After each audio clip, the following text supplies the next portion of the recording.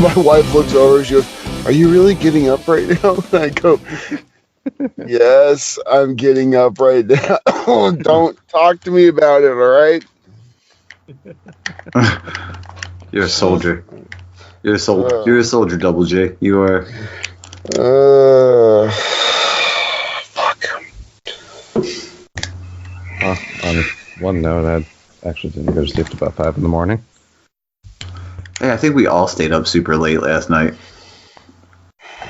Dude, I didn't even play fucking video games last night, though. God damn it! At least if I'm staying up late, I want to play video games. True that. I guess in slightly abnormal fashion, one way I'm going to be starting this show is a huge shout out and congratulations to Just Some Guardians, episode 52, I think. Yep. They actually hit the number, but either way, their 1 year anniversary episode. Basically, I'm putting everyone else to shame because those guys know how to do a 1 year anniversary episode. Like, Jesus. All kinds of feels and such. Oh, really? Oh, yeah. It's fantastic. Well, there's some good guys over there, man. There's some good guys over there. Some funny guys, good sense of humor. For sure. And Fudd is definitely talented. He's definitely talented, man. Definitely a guy with the amount of voices he can do is pretty impressive.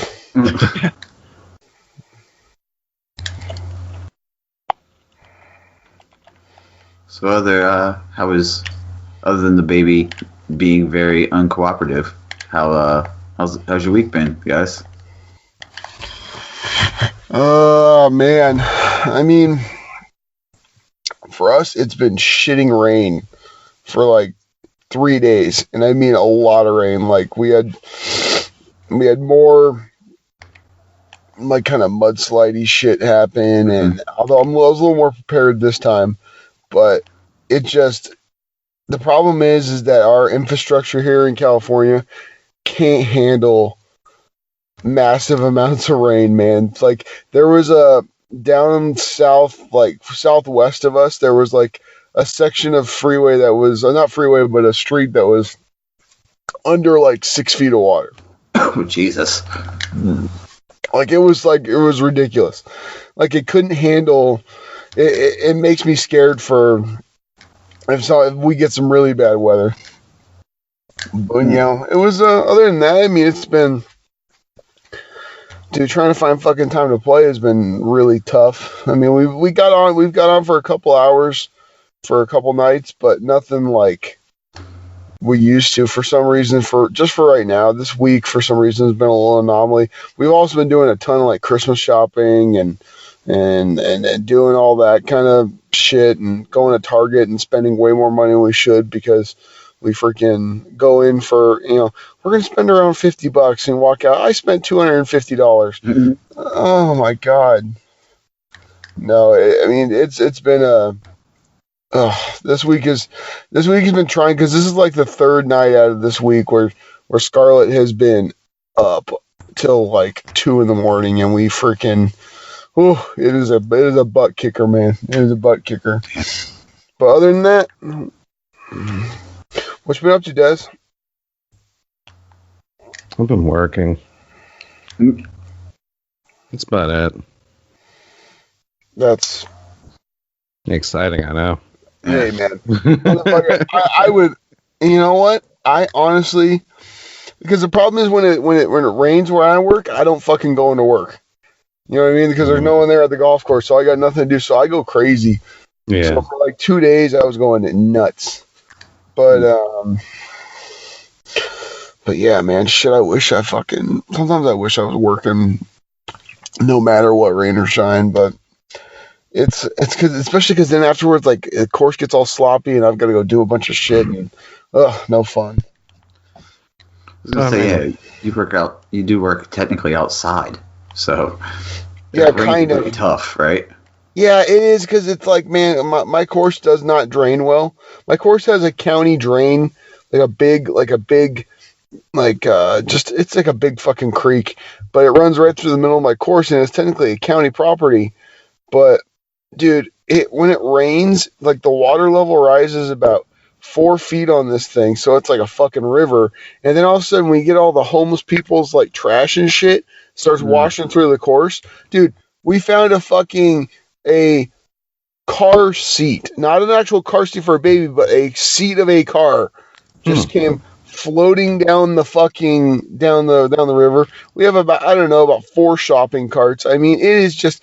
We do all this thing like we do these clean days and stuff like that. Like we're gonna clean out this and do this, dude. One rainstorm ruins all of it. Like I'm surprised we haven't found dead bodies yet.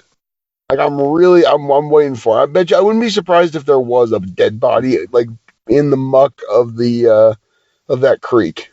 I was about to say, Q Double G getting a call, dude, we found the fucking body. Yeah, like all of a sudden I'm gonna find a one-eyed Willie, skull or something like that, and we're gonna go on a journey around my place. But dude, no, it was fucking terrible. It's terrible, man. Like you sit there and you look down, and there was like shopping cart, clothing, tarps, fucking everything else, dude. It's amazing how many what people. A lot of it, the problem is homeless people. Like they make these encampments on like the riverbanks and shit like that, which riverbanks in here in Southern California are like fucking concrete, so it's like they make their little encampments and the water level rises and then like half their shit goes floating down. I'm surprised they don't go floating down like that's what I'm waiting for. But Damn, other than that. Yeah, that is a rough go with the baby, man. I remember those days. I don't want to say fondly because nothing's worse than being the most tired you've ever been in your entire life. Oh man. Yeah, and the thing is, it's like if she were consistent at all, I'd be fine. If she were consistent, but she's not consistent. Like there's some nights where, dude, like she will not let us go to sleep. There's some nights where she will let us go to sleep, then she'll wake us up, and it is no fun. But I love her, man. She is a doll. But pain in my butt. I'm sure it's worth it when she giggles or does whatever cute dude, baby. She does this thing. She locks onto you, and then she'll like grab your finger, and then she won't let go. Oh, dude! And then she looks at you, and then she does. Her brothers make her laugh, which is really funny. Like she'll open her mouth and smile and start laughing. This is the fun time because you get to see all the. Like her, like learning emotions and learning to do like different things, and like the faces she makes are hilarious. Mm-hmm. She gives us this like super serious face when she's like hungry or something. When she's hungry, oh man, and she's an escape artist, man. We have to like wrap that kid up. I'm like surprised I don't have to put her in a straitjacket to like get her to like relax and go to bed. It'll get better soon, buddy. You know that. Oh, I know that. Trust me, you've been through the song and dance. Yeah, you've been. Yeah, we've all been through the song and dance. We know what happens next. Yeah, no. Actually, I was about to say, in these conversations, it's usually where I start feeling guilty, because even though I'm now dealing with the teenager phase and such, my daughter is actually my stepdaughter. Yeah. So I've been around her since she was 4. So I skipped all the annoying stuff. Yeah, you got to skip the terrible twos and like at 4. I mean, at 4 you still get tough, dude. 4-year-old is they're smart enough to fucking get in and get into shit. They're not smart enough to get out of it. You know what I mean? You know what I mean? That's about accurate. Yeah. They're smart enough to get into shit. They're it's like what Joker says. You know what I mean? Like I'm a dog chasing a freaking car. Like I if I were to catch it, I don't know what I would do. Like you know what I mean? Like they don't think about like what like if they should do things. They just do things, and then they they look at you and they start crying if they don't know what the hell to do. Yeah, man, I've had like healthy tastes of it because my nephews and niece, like they were brought over a lot when they were younger, so I've had 3 different tastes of like that age range for sure. It's dude. The funny thing is that like he finds my 4-year-old. He finds new ways to get in trouble that like astound me. He invents ways of getting into shit. Is that it astounds me the shit he gets into. Like, okay, what was he doing last night? Okay, so I gotta laugh. I can't. So he was. On Friday nights, him and his 2-year-old brother get to sleep in the same room. If they're like, if he's good during the week, they get to do a little sleepover.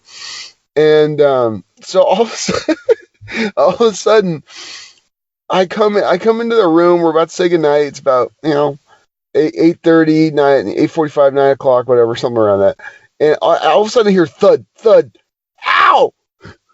What was that? Like thud, thud, and like a scream. And I'm like, what is that?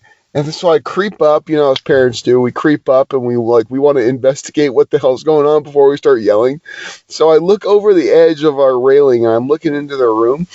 And my 4-year-old is jumping because he has like a bed that's like, like those beds that have like drawers underneath them and stuff like that. And like, okay, so he has one of those beds, but it's got like a top, like a little shelf above his bed for like his knickknacks, but nothing goes up there because he's too little now. But they've gutted the underneath so they can go underneath. Like the bed is a normal bed now, but it used to be that. He was jumping off from the top, on top of where like your shit goes, like the head of the head of your bed. He's jumping down and he jumps and lands on that and bounces off the mattress and then lands on my 2-year-old who's laying on the ground with a bunch of pillows and blankets on him, and he's like, I'm like what? It was just like it came a mousetrap or something like that. What are you doing? Oh my god! I was just waiting for like, oh yeah, your son has a broken collarbone. Like I was waiting. I was waiting on that one, man. But like I just had to like watch him and do this. I had to watch him do it twice. I had to watch it. I wanted to see it first. Yeah, because you wanted to see it. You wanted to see it happen from beginning to end, of course. I wanted to see it. I was so enthralled by this, and then all of a sudden I walk up and he looks and he's in mid jump, like he's about to jump, and he looks at me and his eyes get huge. He's like, Daddy, am I in trouble? So awesome. And I said, is your brother hurt? He goes, no, Corbin's fine. And he goes, Corbin, you're fine. That's what he says. Corbin, you're fine. Corbin just looks at me. Yeah, because that's like Corbin knows like a bunch of words, but when he responds to anything, it's yeah. He just responds, Corbin, are you okay? Yeah, okay. All right, you're not in trouble. Right. Let's get your asses to bed. Oh man, but that's this week in parenting.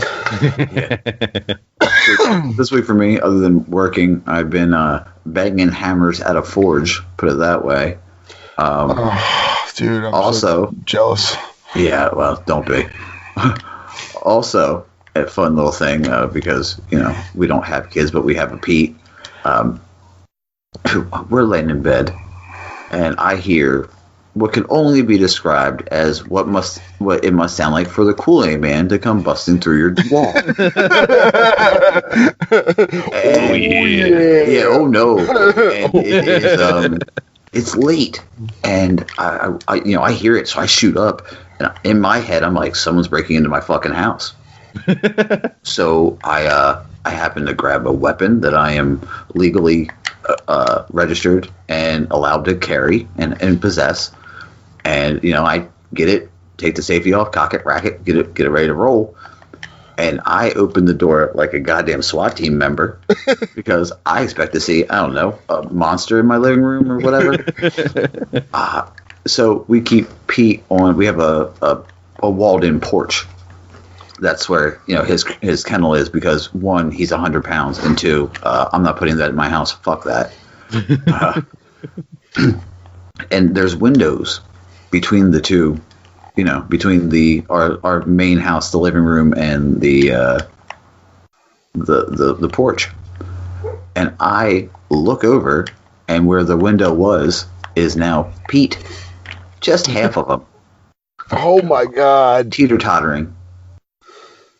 Because he knocked the window down. Because we leave the window open, but the screen down so he could get the air circulation and the proper heat circulation and all that.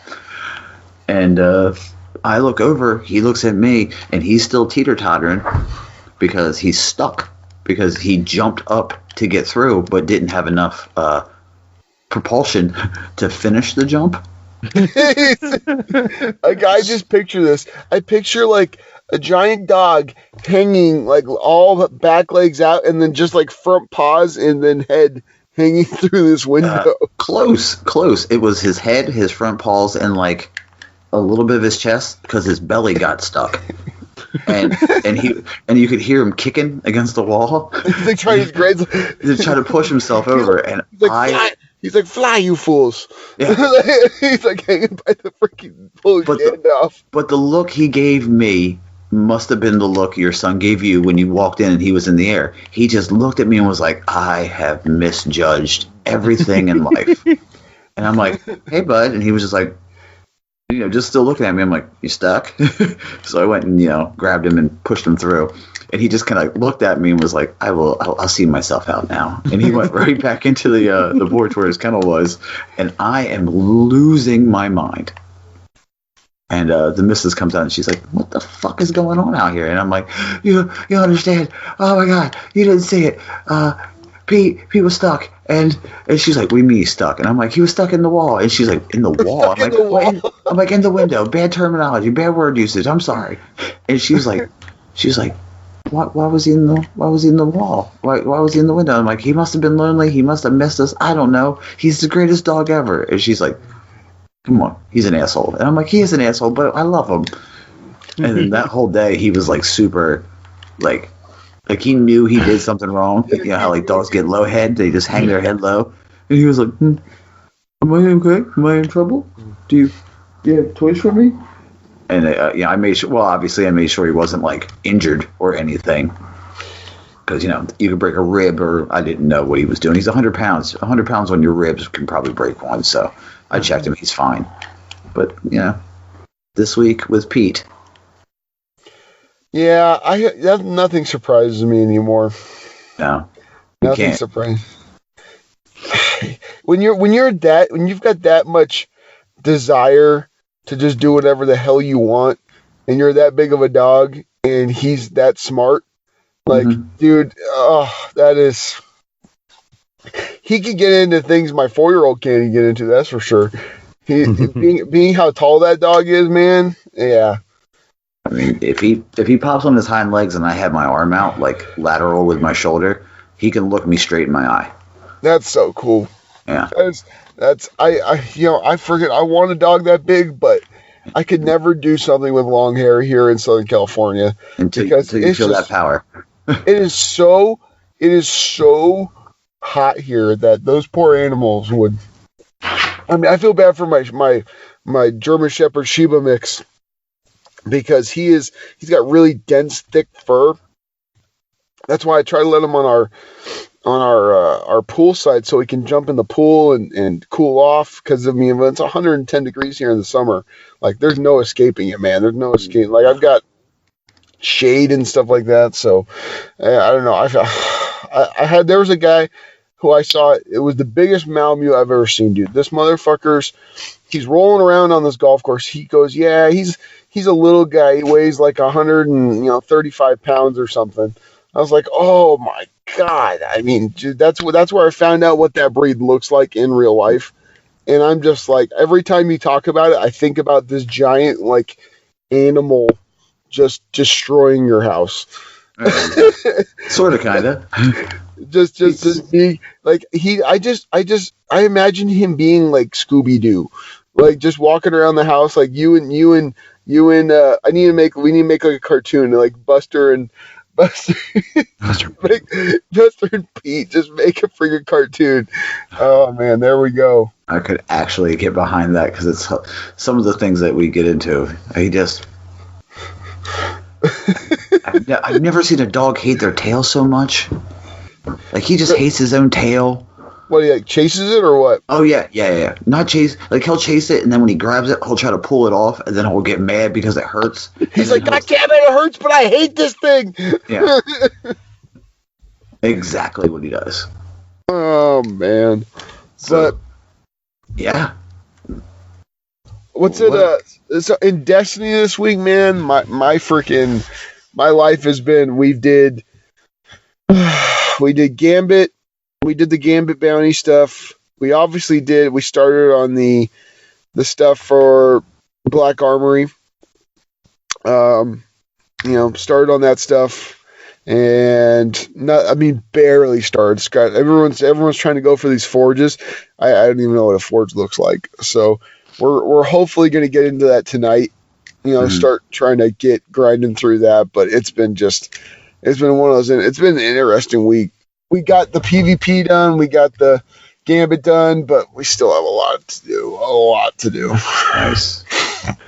Yeah, with the opening of Black Armory, it has reminded me of the power grind and what that looks like and how slow that can be. Oh, yeah, God. There's guys at 650 already. Why? I watched a very, very, very little bit of the World's First Raid race, and I popped into Dado's stream, and they were on like the final encounter, which was ridiculous because it had only been, I only missed it by like an hour, and B, Dado was like 630 something. I was like, wait, what? Here I am, busting balls, doing milestones, and my highest light was like 602 at the time. And it's like, and then there's these guys. Dude. Great. They probably did all the weeklies, and then we're sitting on Iron Banner bounties. Oh, yeah. Like, once someone explained that to me, because I was trying to figure out how in the world, it's like, because someone tried to explain, it's like, maybe they were sitting on Prime Engrams. It's like, no, those lock in power as soon as they happen.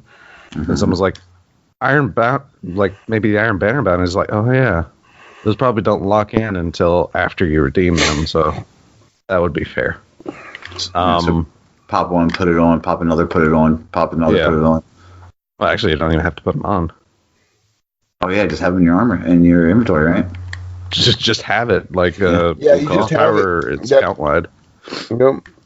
If it's on any character, or if it can be worn on your character and it's anywhere associated with your account, it's included with the new power grinds, which I'm still so happy they did that. Oh yeah, because remember when you were like power grinding before, you're just like throwing blue stuff on, and then you go for like, a hot second. you go like play PvP, and you're like, fuck, I've got my blue shit on, like I need my, like you would switch to your good armor, and then before the end of the match, you would switch back to your blue armor so that you could get it. You know what I mean? So it's somewhat power. But goddamn, then you'd like forget about it, and then like all of a sudden you get an Ingram, and it's like fucking way lower than like the level. And you're like, son of a bitch. No, that was always the worst, man. That was always the worst. But that is definitely a nice quality of life thing. Like a lot of people don't think about that one. I do agree with what a lot of people have mentioned, and it would have been nice if they would have up to the power, considering like everyone that has Forsaken has this power increase. It would have been nice if they would have done it like at the start of the season and gave us like, a week to prep, like properly. But that's neither here nor there, because after because I spent a couple hours last night raiding, with some hoot dog boys, Sin, Kingsley, Average Joe was in there. Novembro and one other person, a couple other people that don't come to memory. I'm sorry. But after that, I can now hit a max of 612. Oh, nice. And I got my Chattering Bone. Oh, that's nice. No, we were trying to put a raid together, but it kind of fell apart. But it was, oh man, it's been just, I don't know. This week like flew fucking by, like for every night, like because our internet gets a little spotty, like when the weather gets bad. So we were trying to play originally a few nights ago, and it was just like it was that we weren't having it. The good Lord was not having it, and I was like, you know what? I'm not going to try to mess with this. Yeah. But I'm doing my absolute best to avoid any spoilers for this fucking raid so bad. I'm trying so hard. Yeah, ditto. I only know what the final space looks like. I do know what the final boss looks like, but that's neither here nor there. But I know what the space and the boss looks like. I still don't understand like the mechanics or anything because I didn't watch that long. Yeah. Congrats on the world's first. Whoever did that, man. Shit. Won. Yeah, Giggs and his crew. Oh yeah. Okay. Because literally by the time I was watching, it was basically a fight per second. Oh really? They just flew through it? It was like under 2 hours, right? Yeah, like I said, I was an hour and some odd minutes late, and it was already like a fight per second, basically. Mm-hmm. Wow, man, that is. I mean, from what I hear,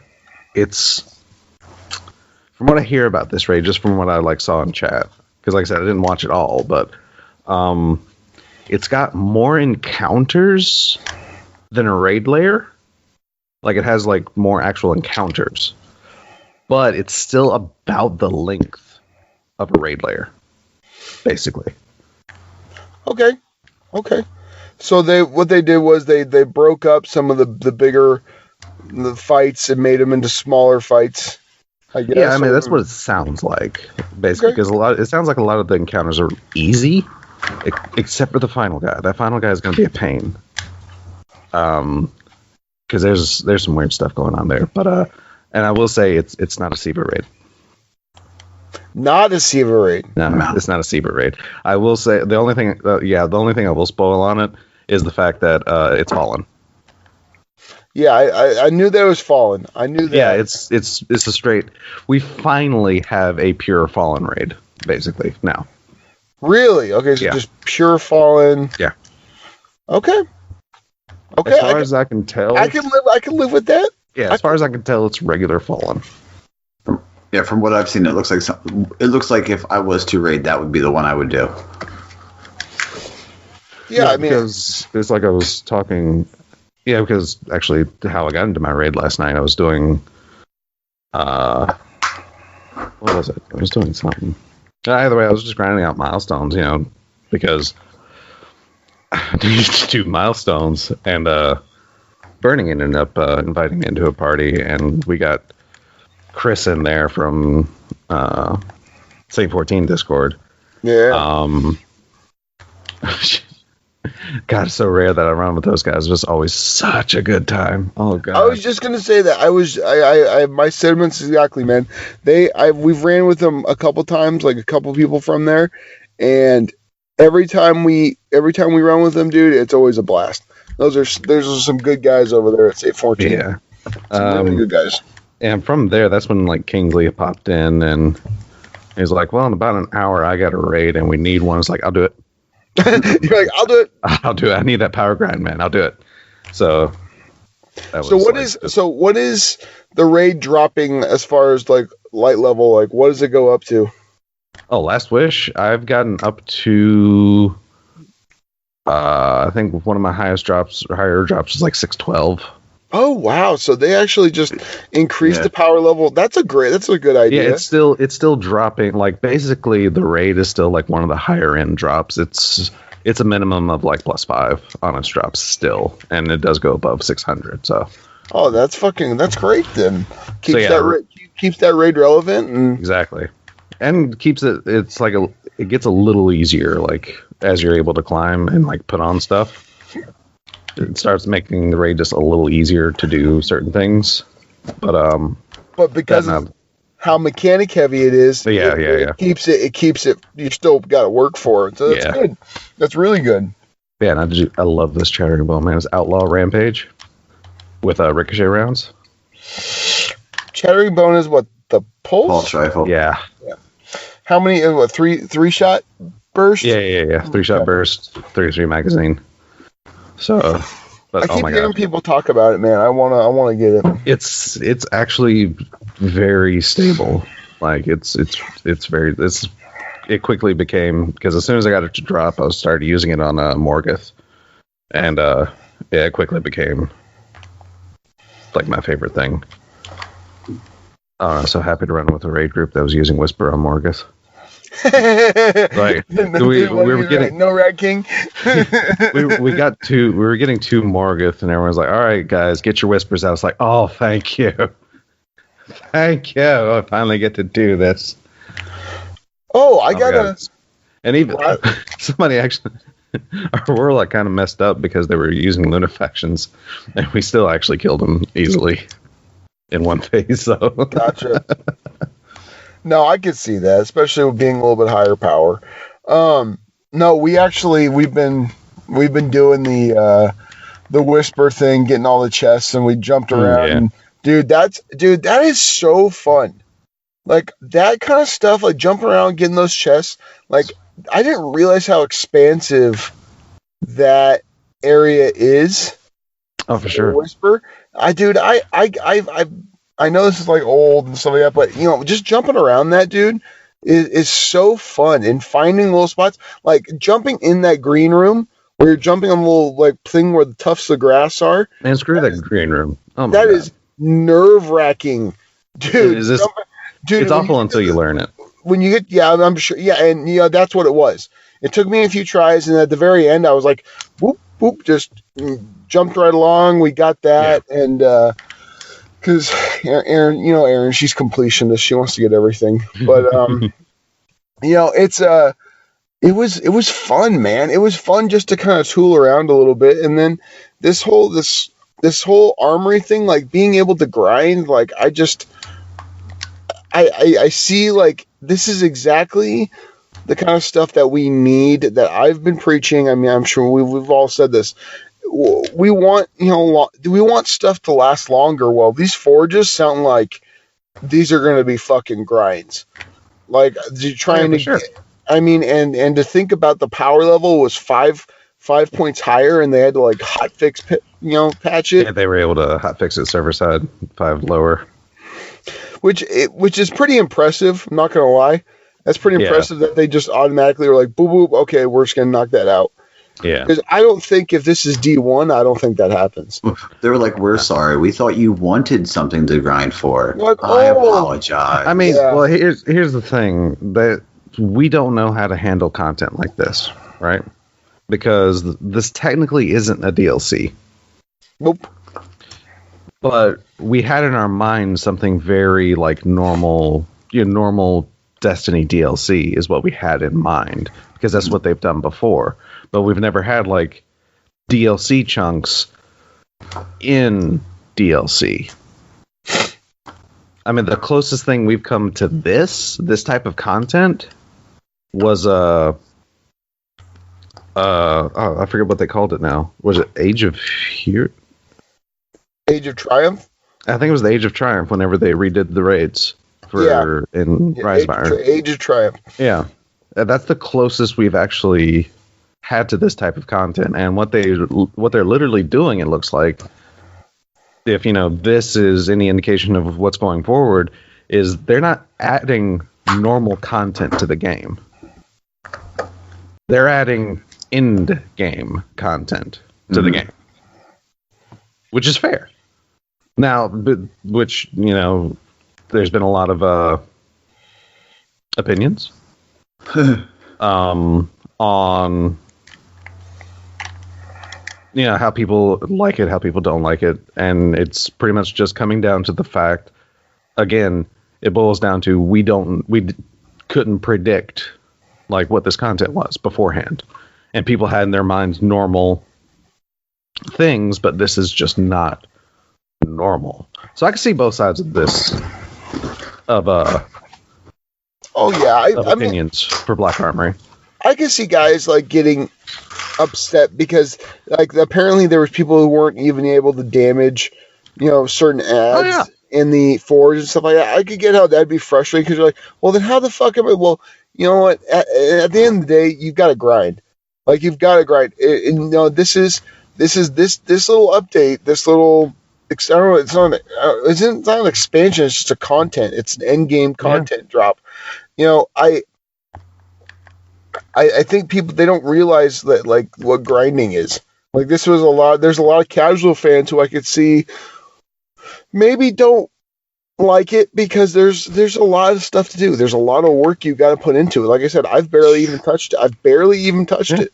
I mean, and that's the thing, because normally in like Destiny content, like when it comes down to like usually day one, we're able to get a taste of what the content is like.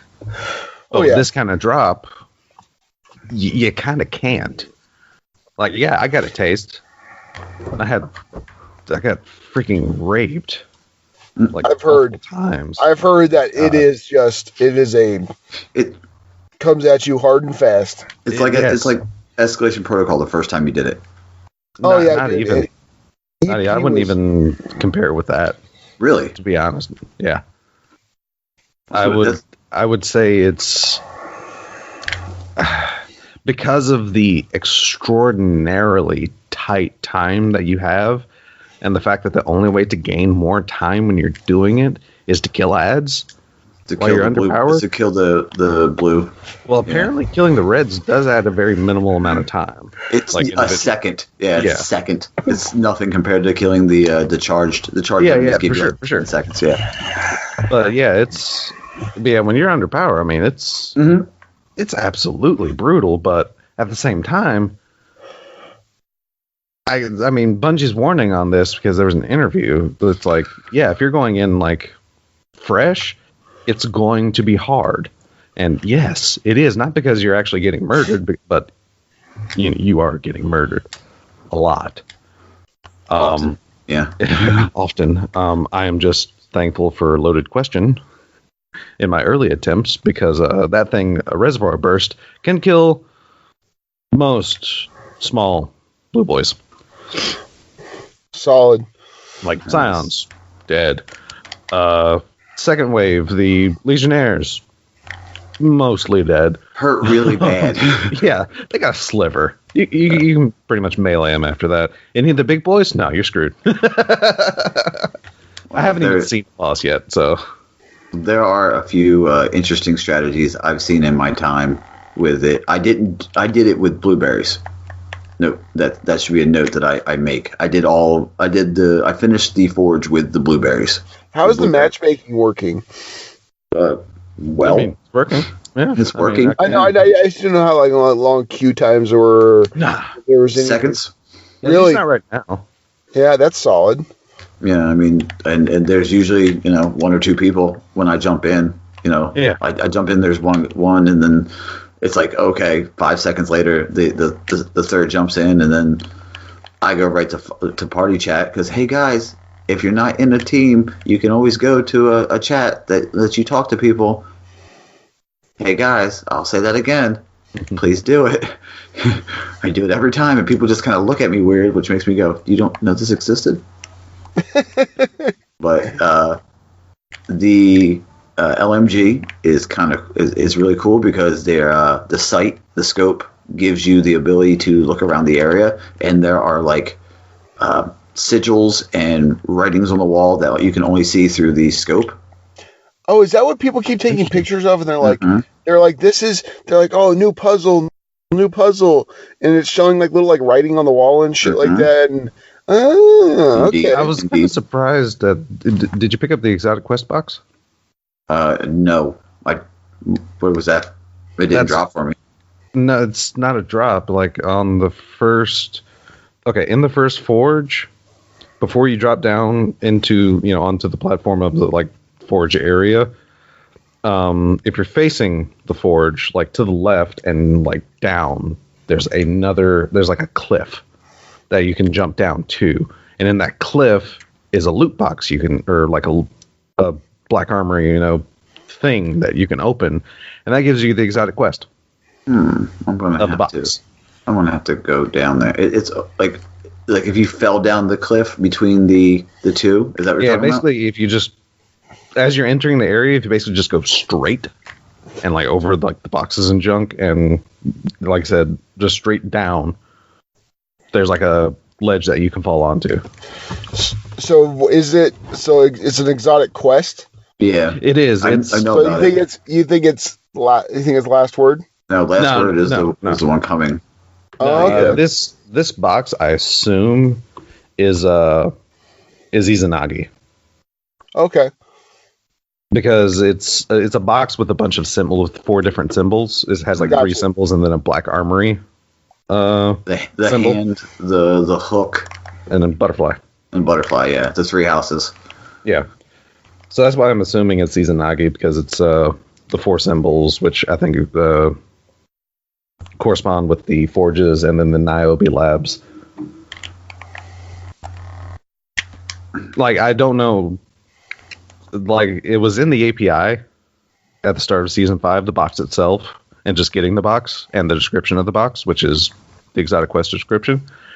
Then every other step is classified, but I think it's a total of like 8 steps. So I couldn't see what it like led to, but I just knew it was there. All right, I'm gonna have to go back and grab that there box. That's one thing that's gonna happen. Yeah, we'll probably get into the forge stuff like tonight and tomorrow, is my guess, because she was saying something about it, but I was like, no, don't have time. Yeah, don't have time. From what I've heard, basically 611-ish is kind of the sweet spot to make it possible, like gotcha. Super possible. Yeah, I think we're at like 603 right now, so we got a long way to go. I must have got real lucky then. Oh yeah, I know there's strats to do it like lower, but from just like the general feel of it, you don't really have to rely on the strats to get it done around. Everyone's around 611-ish. Yeah, I think you can just play, is what you're saying. Yeah, we did the tractor cannon unload with purple, is what we did. Yeah. Which is easy for me because, Sentinel. And oh my god, that banner shield change. Oh, because we had Joe in the raid, and he was actually using the banner shield on a couple of counters. That thing is so much better to shoot through because you can actually just clearly see through it. It's amazing. That thing is terrible. That thing was terrible before, man. It was terrible. It was like literally putting, like, I don't even know, like just put a cloud in front of you and then shoot through the cloud and then pray to God you hit what you're aiming at. You know what I mean? Like I like whoever thought like, yeah, let's make it kind of murky. Like let's make it that was that's fine. That's fine. That was poor choice. It was poor choice. But it is fixed now. It is glorious. Mm-hmm. Yeah, and that's because we were actually also using that for Morgeth.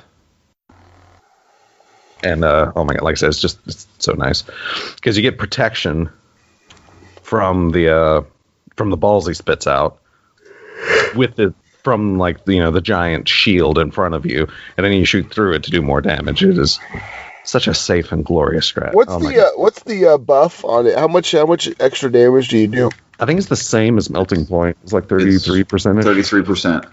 Oh wow, it's Bungie's favorite number. I know, right? Other than 7, it's like 33. Other than 7, it's 33. Yeah. But yeah. But at the same time, the weapons can stack with Melting Point since weapons isn't an on-contact damage buff. Also stacks with the tethered. The tethered buff. Oh, yeah, because the only thing that doesn't stack as far as buff goes are the contact buffs or debuffs. Like Tether, Melting Point, and Tractor Cannon all screw around with each other. And like it's hard to tell what stacks and how it stacks. But if you're just using one of those, and then that's why the Warlock Rift and Empowering and like something else that can just help without directly debuffing an enemy on hit, all that stacks. Gotcha. Like, not super well, but it all stacks. It still technically stacks. Yeah. Yeah. And then, like I said, the Banner Shield is another aspect that would easily stack because you're shooting through that. So, I mean, as far as I know. Oh, when people ask, when we're playing, and like, do you break out your Whisper of the Worm? Like, I don't have that. Why don't you have that? There's a jumping puzzle, and go fuck yourself. Yeah, and it's a giant mean platforming section with fucking dude. I'm telling, we were running through jumps, that. Man. Oh running through that, I've gotten pretty damn good at it for how many times I've done it now. But dude, you cannot fuck up at all. Like you can't. Like there's no room for error whatsoever on any jumps. Like I did it on my Titan because I refused to on my Warlock. I'm a Warlock main and I fucking refuse to do it on my Warlock because it is just no, I will not. I need that directional control and I need to be able to go like horizontal. I need to be able to like glide like that. I think I did it on a Warlock once. The best is when people are like, "Well, no, come on, man, we'll pull you through." I'm like, no. If we start it, I'm not moving. You're going to do everything. I'm literally going to stand there. I'm not jumping. I'm not getting frustrated because I'll turn the fucking game off. I hate jumping puzzles. Like, I don't. No. It's fine. It's one weapon I can go without. I'm good. Sorry, one of these days I'll probably log into your account and I was just going to say itself. That's fine. You know what that means? You know what that is, Des? The definition of friendship. They still have your information, so one of these days I'll probably just log in and it's like, all right, let's get Buster. It'll just at least get the gun. All of a sudden Buster's gonna log in one day and he's gonna have Whisper equipped in his heavy and he's gonna go, what the? Oh, Des, all right. Whisper equipped. The Whisper is equipped. I'm like, how the fuck did that get there? When the fuck did we get ice cream? You're welcome. He goes, puts it in his vault. Yeah. I'll probably use it. The motherfucker can do damage. I'm not stupid. Not the best sniper in the world, but Jesus Christ, I'm also not an idiot. I've heard what that thing can do. For Morgoth, it's hard to miss. Oh yeah, for sure. Like, yeah, it's hard to miss. I still wish there was something slightly better for freaking for Kali though. First encounter, her head, man. Her head bounces around so much, man. It is. I wanted to try Thunderlord, but at the same time. Dude, speaking of Thunderlord, so I've been. The one thing I did run, like I said, we ran two things. I ran Gambit and we ran, we played Comp. We played did our Crucible Bounty, and I was running a thing of Dustrock Blues, my standard trust, and then I was running Thunderlord. And Thunderlord, I'm starting to realize is just, it's good once you get it going. But especially for taking out a Guardian, like you gotta have range because people can close space on you so fast with that gun, and it is just fucking. It's good, but it's not overpowered, which actually kind of makes me happy because if it was overpowered, Crucible would be broken, everyone would be using it. So I would definitely would have been frustrated. So I actually switched to Queensbreaker just because I wanted to see how accurate as far as like how dude. That you guys, we're not fucking lying. You aim at someone's shoulder, it hits him in the fucking head. You don't need to aim. You just pull the trigger and it hits. It is so like I went on a rampage. Like I was pulling heavy, like getting like 4 kills out of like 5 shots with Queen. I think in one game my highest kills with Queensbreaker was like 11 kills. Like just headshot. Dude, it was that gun. That gun is with the quick shot, with the combat scope. It is just really fucking fun to use. But there's a lot of people using it, especially in Gambit. Gambit is because it's got so much freaking aim assist. Yeah, and but the thing is, it's not like it's it's not like in D1 when something was good, like literally like 2/3 of your matches were going against that. You know what I mean? Like and it made it so frustrating to do that. It made it so fresh because you were going against, remember, Thorn last word, like that's like 2/3 of your players you were going against were using that kind of crap. Whereas now it's like, yeah, a chunk of people are using it, but it's not like it's being used and abused, I think. So I'm okay where it's at right now. But it was, dude, I felt like I don't know, it was weird. It's weird for me to snipe because I'm just not that good of a sniper. And it feels like they're in molasses. It's just like, all of a sudden it's like you shoot, and it's like I was aiming at his shoulder and I got a headshot. Mm-hmm. And then like it's like that meme. It's like, is this skill? Like, yeah, I mean, it's yeah, I mean, I felt the same way. Like first time I just tried it out in Crucible. So, yeah, when I told y'all I got it, it was like, let's try it out. And I was hitting people. I was like the friggin' reticule was pretty much aiming at their belly button. And it's like, headshot. Wait, what? I disagree heavily with that. Like, it's my kill, and I disagree with that. Headshot. No. That's not how that happened. No, there were, dude, we've already talked about this, but there was a guy, he was using, oh, God, what was the sniper he was using? It looked like it was a newer sniper, but he was using his sniper, man, and I've never seen a guy control a game more with a sniper than this guy. Like, he literally had us walled off on the entire fucking game because he was able to, I mean, just, when you see a guy who's so skilled with a sniper, like I don't get mad at those kind of guys. Like, it just takes pure skill. Like, it's just pure skill to be able to have the fast twitch. And we're talking, like, from here to, like, 15 feet away from you, getting headshots, no problem. Just running around headshot, just murking people. So, I don't have a problem with those kind of guys. Like, that's a pure skill gun. Like, oh, man.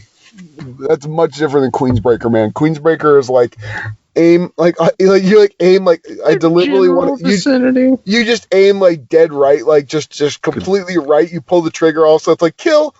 You can miss. You can miss. The gun is stupid.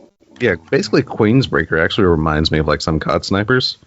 Like when I was in when I played the Black Ops 3 beta, I was like looking through some of the like higher end sniper rifles, and it's like you get a hit on the upper body for a headshot, and it's like from the waist up. Yeah, it's like the last one was like pretty much anything from the waist up to get a body shot or a head or critical, and it's like what? I can hit your toe. Yeah, it's stupid. No, it's dude, it's like I said, the game's still solid and everything like that. I know that we have a lot to talk about in the TWAB as far as what's going down with a few things. So yeah, because we have This Week in Bungie, which opens up with Black Armory. So everyone say hi to Ada. I want to know what Ada is. Yeah. Because, okay, here's the thing. Because she has a little bit too much personality for a frame, right? But she doesn't have the physical make of normal exos. Because she doesn't have a moving mouth and her limbs are very thin, more like frames. But at the same time, frames don't normally have as much personality as she has. It's normally exos. She's sassy. She is like super sassy. Guardian did kill the founder, so yeah, it makes sense. Mean, it's fair. Very pussy. And I love the fact that she is like basically a cold logical machine. Because once you get done or just before the forge, she's sitting there. It's like you actually have a chance of reigniting the forge, but that would bring more guardians. But more guardians means more like demand and supply, but that would further disrespect our founder. You put me in a very precarious position. It's like, hi. Yeah, that's the first thing she says to you. The first thing she says to you is like, "I hate Guardians," and you're like, well, "Hey." You're like, also, I shouldn't. You're all card. Here, look at this card. Yeah, I'm a card carrying member. Hello. It's like It's like someone, like you're waiting in line it's like you're about to go into Costco, and the person looking at the cards is like, "Excuse me, I hate members so much." And then you walk up and you show them, and you're like, "Yeah, here's my card," and they're like, "Oh, hi, sir." She didn't say that. She was pissed. She Oh, was pissed. She was like that whole thing. Yeah, you go into one of the. She had that look. I know. Yeah, that's what she's like. She's a fucking spider. God damn it. But yeah, you go in like one of the stores, like, "Excuse me, we're not open to the public." Oh, hang on a second here. Oh, welcome. Okay. Hello. Good day, sir. So yes, and also Ada is like once I unlock her, or like unlock her fully. I'm sorry, Banshee, but Banshee is never seeing another one of my gunsmith materials. Never. Because Ada, for 25 gunsmith materials and 3 legendary shards, you can get mod components. What? Yeah. Mm-hmm. She sells mod components, man. Oh, bro, I've been waiting for this time. My time has come. Yeah. My hoarding days have paid off. Oh, yeah, the sun is coming out right now over the mountains, looking out over my house. Like, my time has come. Yes. I've given Banshee all my gunsmith materials because there was no other use for them. And then I found that out about Ada, and it's like, nah. No, sorry, Banshee. 5,000 gunsmith materials. Gonna have a lot of mod components. Yes. And then with like 10 mod components and I think a ballistics log, maybe you can get a Black Armory mod, which are the new mods that we discussed in the spoiler. Which some of those mods do not. Actually, I think all of those mods don't do what we thought they would do. No, Rampage spec does. Rampage spec is nasty. No. Oh, well, I mean, that's the thing. They don't. Yeah, the specs don't actually give the perks. They do enhance the perks. Firefly, I think, increases its radius and damage of the explosion. And then Rampage increases the duration in which Rampage will last by roughly a second. Yeah. Hey, that's a big fucking deal. It is. Dude, and that's going to be a full second. That is a big on deal. Breakneck. It is disgusting. Yeah, I was about to say with Breakneck, that thing is going to be nasty. Like, no, it's not the double stack I thought it was, but that's still nasty. It's worse. I'd rather it double stacked than a full extra second. So it's just like because as soon as you get to, because that's one thing I'm learning about Breakneck. As soon as you get like Rampage times 2, like you can pretty much squeeze out the reload. But yeah, for another full second, yeah, you're good as long as you're fine.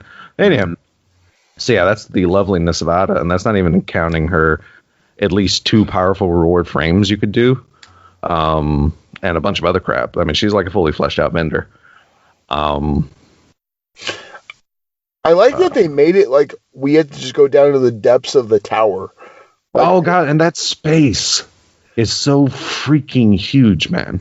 Also, thank you for giving us another landing zone. I appreciate that. Right? Thank you. It's the little things in life. It is the little things. Like as soon as I found her and like saw a new like landing zone, I was like, oh, yes. But like whenever you have to go and find the entrance, because I actually I took my time at first because I was like checking all the little nooks in the initial corridor, like looking for like dead ghost or something, like some kind of pickup in the area. And I'm like, okay, I'm just going to check because it's probably going to be like a straight hallway, like a turn maybe. And then I'm looking around. It's like, okay, here's the turn. All right, it's probably going to be around here. So I'm looking. Oh, there's stairs down. Okay, we'll go down here and keep looking. And like, geez, there's this whole giant open area. Yep. Like, holy Christ. Yep. She's all like, hey, what's up? She bought tower property when it was at a very low market. You know, she was able to get quite a lot of bang for her buck. My question is, if she hates Guardians so much, why is she? That's my goddamn. Okay, I barely started this shit, and I said this to Aaron while the scene was going on. Why the fuck does she? If she hates us so much, why in the hell is she within 50 feet of us? Keep your friends close and your enemies closer. I mean, that's fair, but it's like... But still, if you have this much hatred, why? Why? Like she's designing weapons to take down Guardians, so I guess she would be the safest there. You know, I guess it's lucky we didn't get didn't get like an Izanagi pointed in the face or something. Here's my question. I'm probably gonna sound like a retard with this, but okay, so Old Tower was destroyed, correct? Yes. Okay. Annihilated. So exploded. Did she make this? Was this already there? Probably. We probably moved into her territory. Oh, so it's our fault. So she was staying far. She was in a whole separate tower. Because that's my only question. That's my only question I had. Is like, look, so tower went down. So like we just left this corridor open that goes all the way down deep into this old tower, and no one was like, "Hey, what's going on with this?" You know what I mean? To be fair, there was a wall. You know. Okay. I'm just saying. But like you think Zavala? You know, we talk about how good a leader Zavala is, and how he's this, that, and the other. You think he's not going to like walk through on inspection and be like? I mean, you say that, but she's also the closest to Ikora. Like the hallway that leads down to it, she's like literally looking at the entire time. Well, Ikora likes weapons, all right. My girl likes change in tone. My girl likes her weapons. All right, you know she's got to go when she wants to go rampage. You know she's got to have the good stuff. But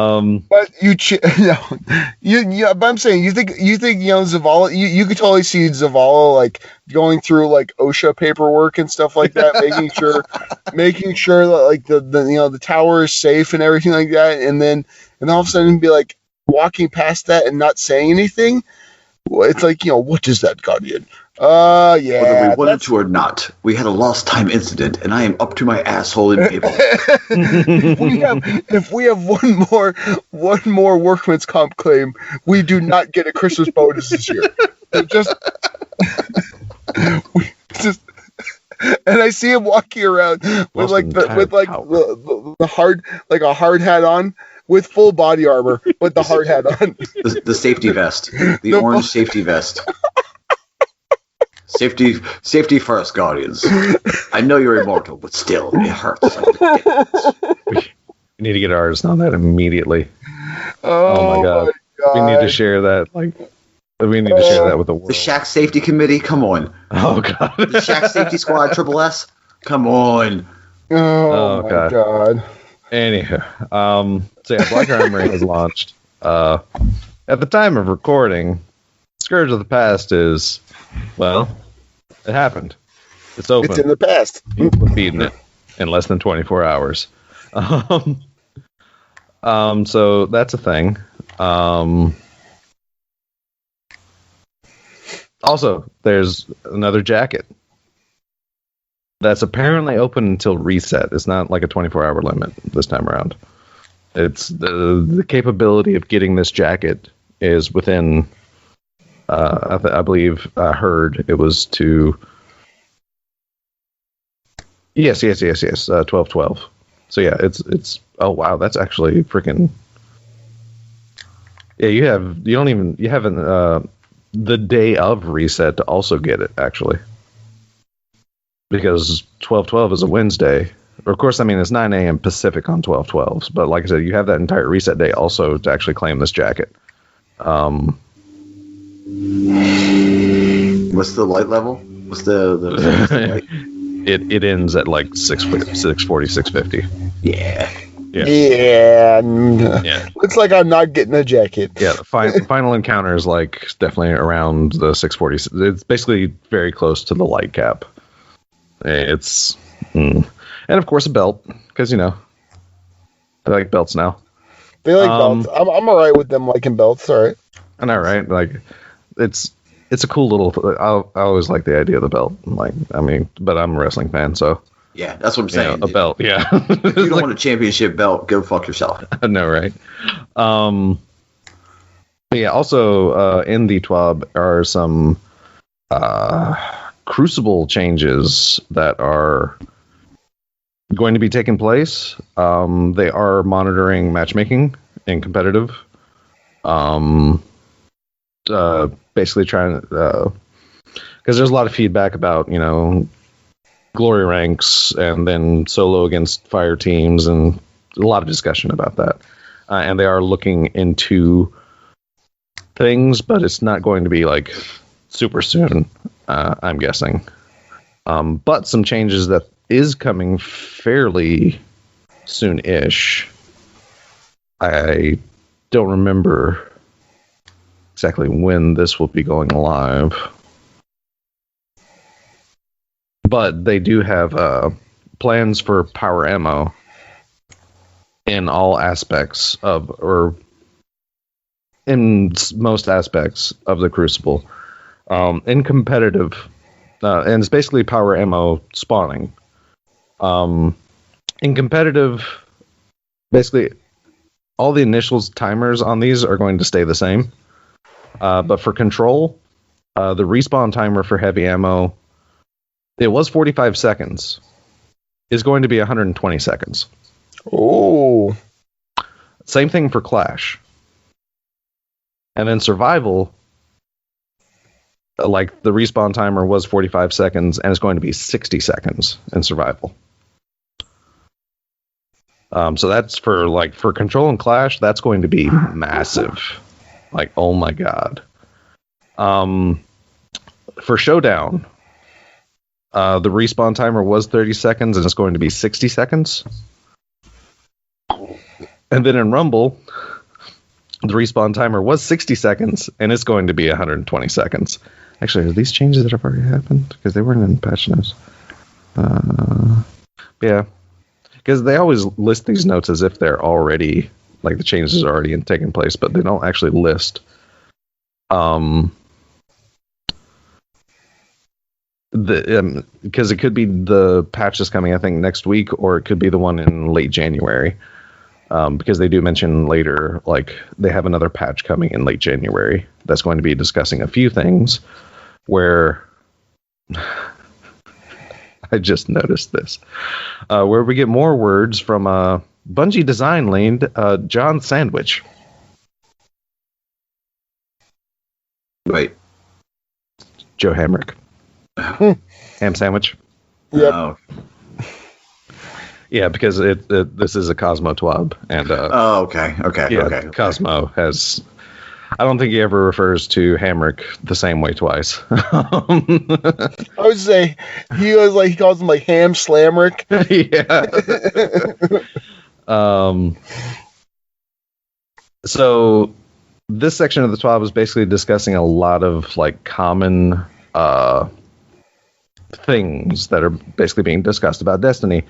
First question, can you buff snipers? We would really like flinch to be reduced and have more lower zoom scopes. The answer to this, snipers are definitely one of the archetypes we're actively looking at and making changes to. For example, later in January, rapid fire sniples. Wow. A Snipple. Oh, wow. Jesus. All right. Anywho. A Snapple. I know, right? It's refreshing. I'm thirsty. Rapid fire snipers will be moving to a 2-body shot kill. Ooh. Yeah. Additionally, we are considering allowing more Sniples to be able to one-shot supers on headshots in a future patch. Just let it happen. I've enjoyed this. That's the name of the episode, the Snipple. The Snipple? That's fair. The Snipple episode. The Snapple that shoots you back. No, it's when you snipe someone, you get a fun fact with it. Oh, God. Fun fact. Don't rush sniper lanes. Your ghost pops up and tells you. Yeah, just a red. Oh my God, the Snapple shell is the Snapple shell for your ghost. Every time you get a snipe shot, it tells you a random fact. Oh my God! You get a headshot, and did you know that termite bites hurt worse than fire ants? If not, ask Buster how he knows this. Do they really? Yeah, fucking hurts. Well, they eat wood. I get it, but yeah, but fire ants. You don't think fire ants you don't think about fucking termites like hurting.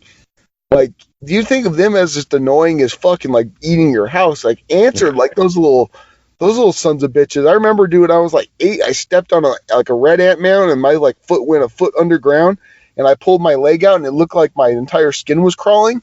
Mm-hmm. Yeah, I got hosed off like butt ass naked in the front yard. Yeah, that was no fun. Oh, dude, I was nailed. I was nailed by a fire ant too. I know exactly how you feel. Oh yeah, so it's worse than that. Then fuck that. Yeah, they're prevalent in the South. It's actually hilarious because when my brother got married for the second time, it was to a northern girl. She lived in Illinois, and we were watching this Discovery Channel thing about like how freaking fire ants are just the worst. And she's looking at both of us going, "Is that true?" It's like, yeah, they hurt. It's bad. It's awful. You don't want none. It's no bueno. All right, back yes. to what Des was saying before I rudely interrupted him. Back to our Snipples, which is going to be spelled with 2 P's because it seems accurate. Lower zoom scopes do exist in the game, but we have not been particularly prevalent with post-Forsaken weapons and have been largely limited to a few weapons, i.e. the Supremacy. But we'll be increasing the number of them in-game as we move forward. And they don't have plans to alter Sniper Flinch anymore at this time, but they will be keeping an eye on it. And then with at least 24 question marks, Nova Warp. Yep, the Nova Warp Super is too dominant right now. We are planning to tweak it. It's currently slated to land with a patch coming in late January. Da, da, na, da, da, na. Oh God, man! I knew it was coming. We knew it was coming. Oh, I even said, and I'm hoping that they just reduce the time, reduce the time, knock off 4-5 seconds. Make it so where it's like you find out how many blasts you can actually feasibly get out. And make it a decent amount, but yeah, please don't make it so worthless that I don't want to use it anymore. All right. Another question. Spectral Blade's hit detection feels much more consistent. Can Sentinel and other melees get the same treatment? We definitely want all supers to feel as good and reliable as possible. This is something we're looking into. A lot of pre-Forsaken subclasses feel underpowered now. Can they get buffed? Yes! We have some planned buffs coming to older subclass paths in the patch currently slated for late January, but we are already looking ahead to what we'd like to do in patches further down the line. We will be regularly looking into tuning subclasses or tuning subclass content to ensure that there's a healthy balance of viable choices in all activities. We use a combination of data and community feedback to track the right things to fix. So please continue to surface which choices feel the least viable to help guide us. Any changes to the top exotics being used in the Crucible, like One-Eyed Masks, Shards of Galanor, etc.? The response: these exotics get talked about quite a bit, and while I don't have any immediate incoming changes to share, I expect they will get looked at in the future. I'm sorry for this one, Buster. I already know. Yeah. I mean, I'm not really, because this is the one thing I mentioned. But anyway, Telesto is currently Besto. Can you tone it down or move it to the power slot?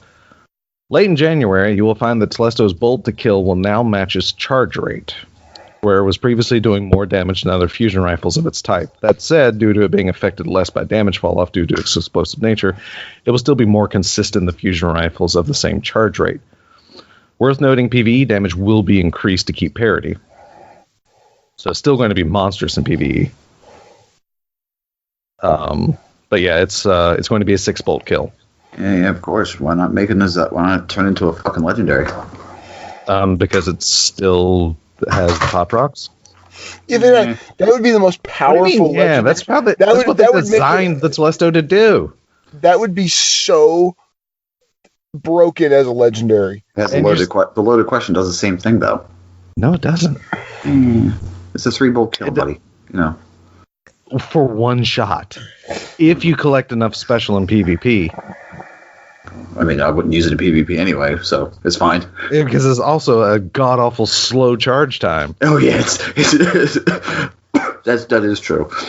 So yeah, try that one again. If you're good enough, though, I mean, there's somebody who can use it. I'm sure there's somebody. Oh, no, for sure. But But no, I'm not saying it's impossible. And yes, it's like mind blowing. But it's one shot, not any shot. And like I said, Telesto still has it's still not affected by damage fall off. It just goes from being the monster of D2 to still better than it was in D1, thanks to the pop rocks not blowing immediately after you freaking. It can still trap better than it used to. Anyhow,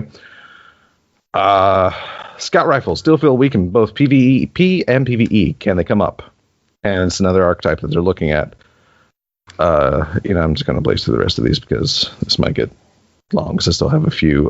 Concerning SMGs, they're looking at them because they just buffed their range. So they want to give it some time and see how they're doing, essentially. Confusion rifles get buffed, maybe longer range or higher damage to combat shotguns. There's another archetype they're looking at, and they did bring up the damage of rapid-fire fusion rifles in 2.1.0. Yeah, because now they're all 6 bolts, because that's great.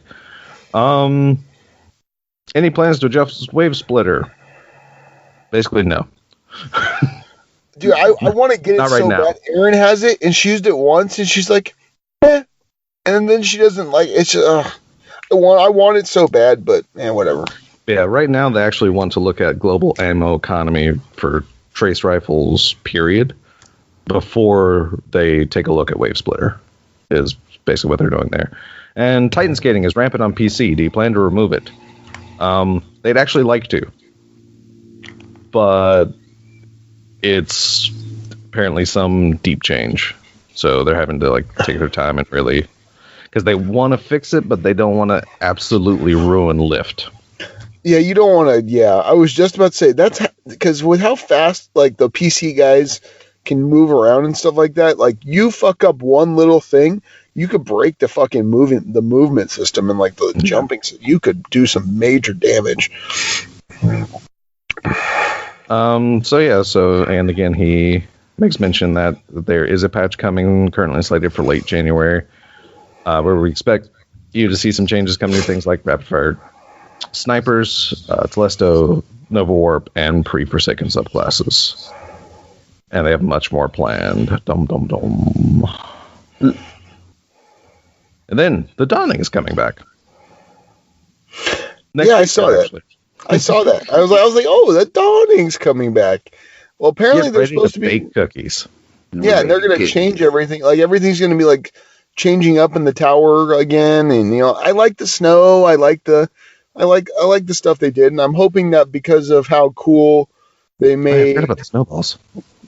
How cool they made. I know. Remember the snowballs? That was a fun little thing. So I'm hoping they do that again. I'm hoping that they.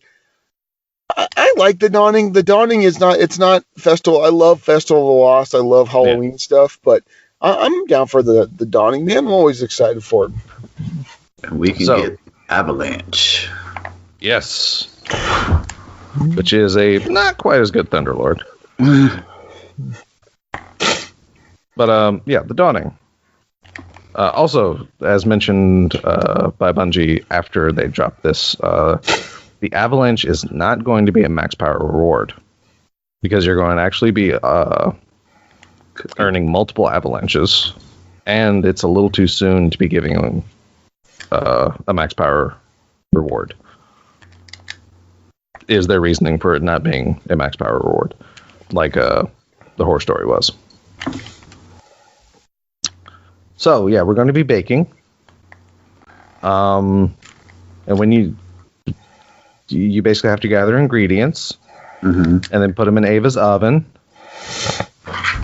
and giggity, and then give the treats to.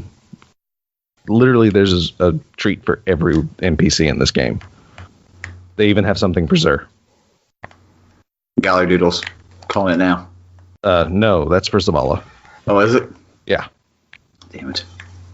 I think it's strange coin chocolate or something like that. Yeah, it's something like that. But in giving cookies and treats to people, you have the chance of getting enhancement cores, mods, legendary gear, and the Avalanche HMG featuring random rolls. Oh, that's cool. which is also already up on the Munin Index. So if you want to get a quick early look at that, that's there.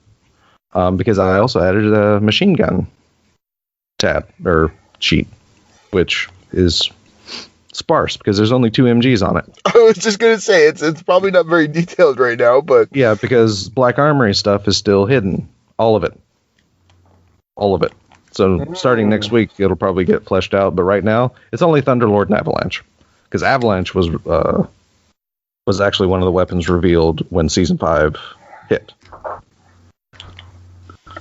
Sorry, but anyway, that's interesting. That was cool. I didn't know that. Actually, with the same update that made the Breakneck, the Loaded Question, and a few of the the new Vanguard and Crucible weapon edition with Black Armory. Yeah, it's one of the 10 weapons in Season 5 that was visible at the start that wasn't tied to Black Armory.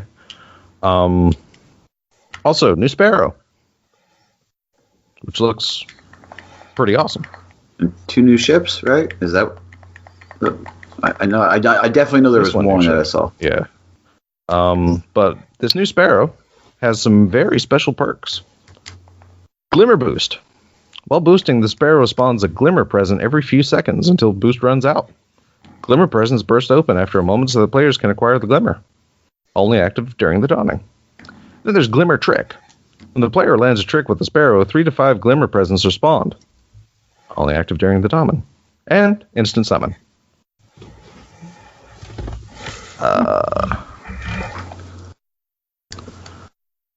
So dedicated bakers will also have triumphs to pursue. Those who unlock all the triumphs during the dawning will be flying in style. So I guess there are 2 ships. Because one of the new ships is in Eververse. Because, yes, there are new engrams. And yes, they are on a knockout list. Nice. I want that Snowball Ghost. Yes, the one with the horns. Yeah, that's pretty Snowball. Also, coming in Dawning Engrams, finally, after years, multiplayer emotes. Yeah. You don't need to sync up. If 2 people have the same emote, you go into a wait phase of basically holding up your hand and egging someone to give you a high five. And as someone else activates it, you just high five. That's cool. No, you don't need to time it anymore. That's cool. Which I feel kind of bad that it took them this long, because this kind of technology was already available in Portal 2. Yeah, and that's a 10, 15-year-old game? Actually, probably almost closer to 20. Still good that it happened, though. Yes. Also, there's a hockey emote. Yeah.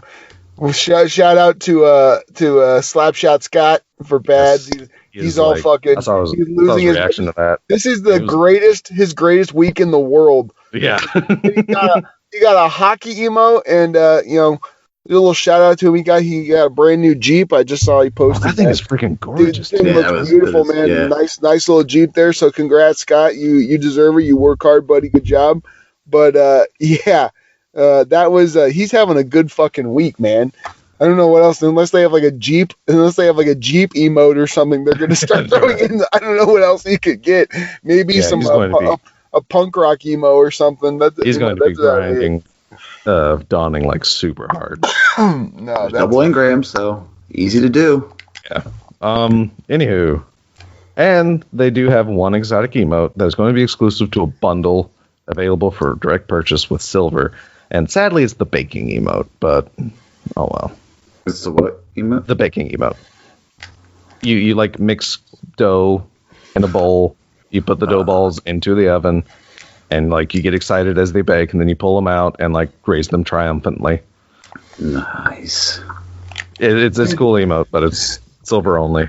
I've found out that this emote, the s'more emote or the marshmallow emote. Yes.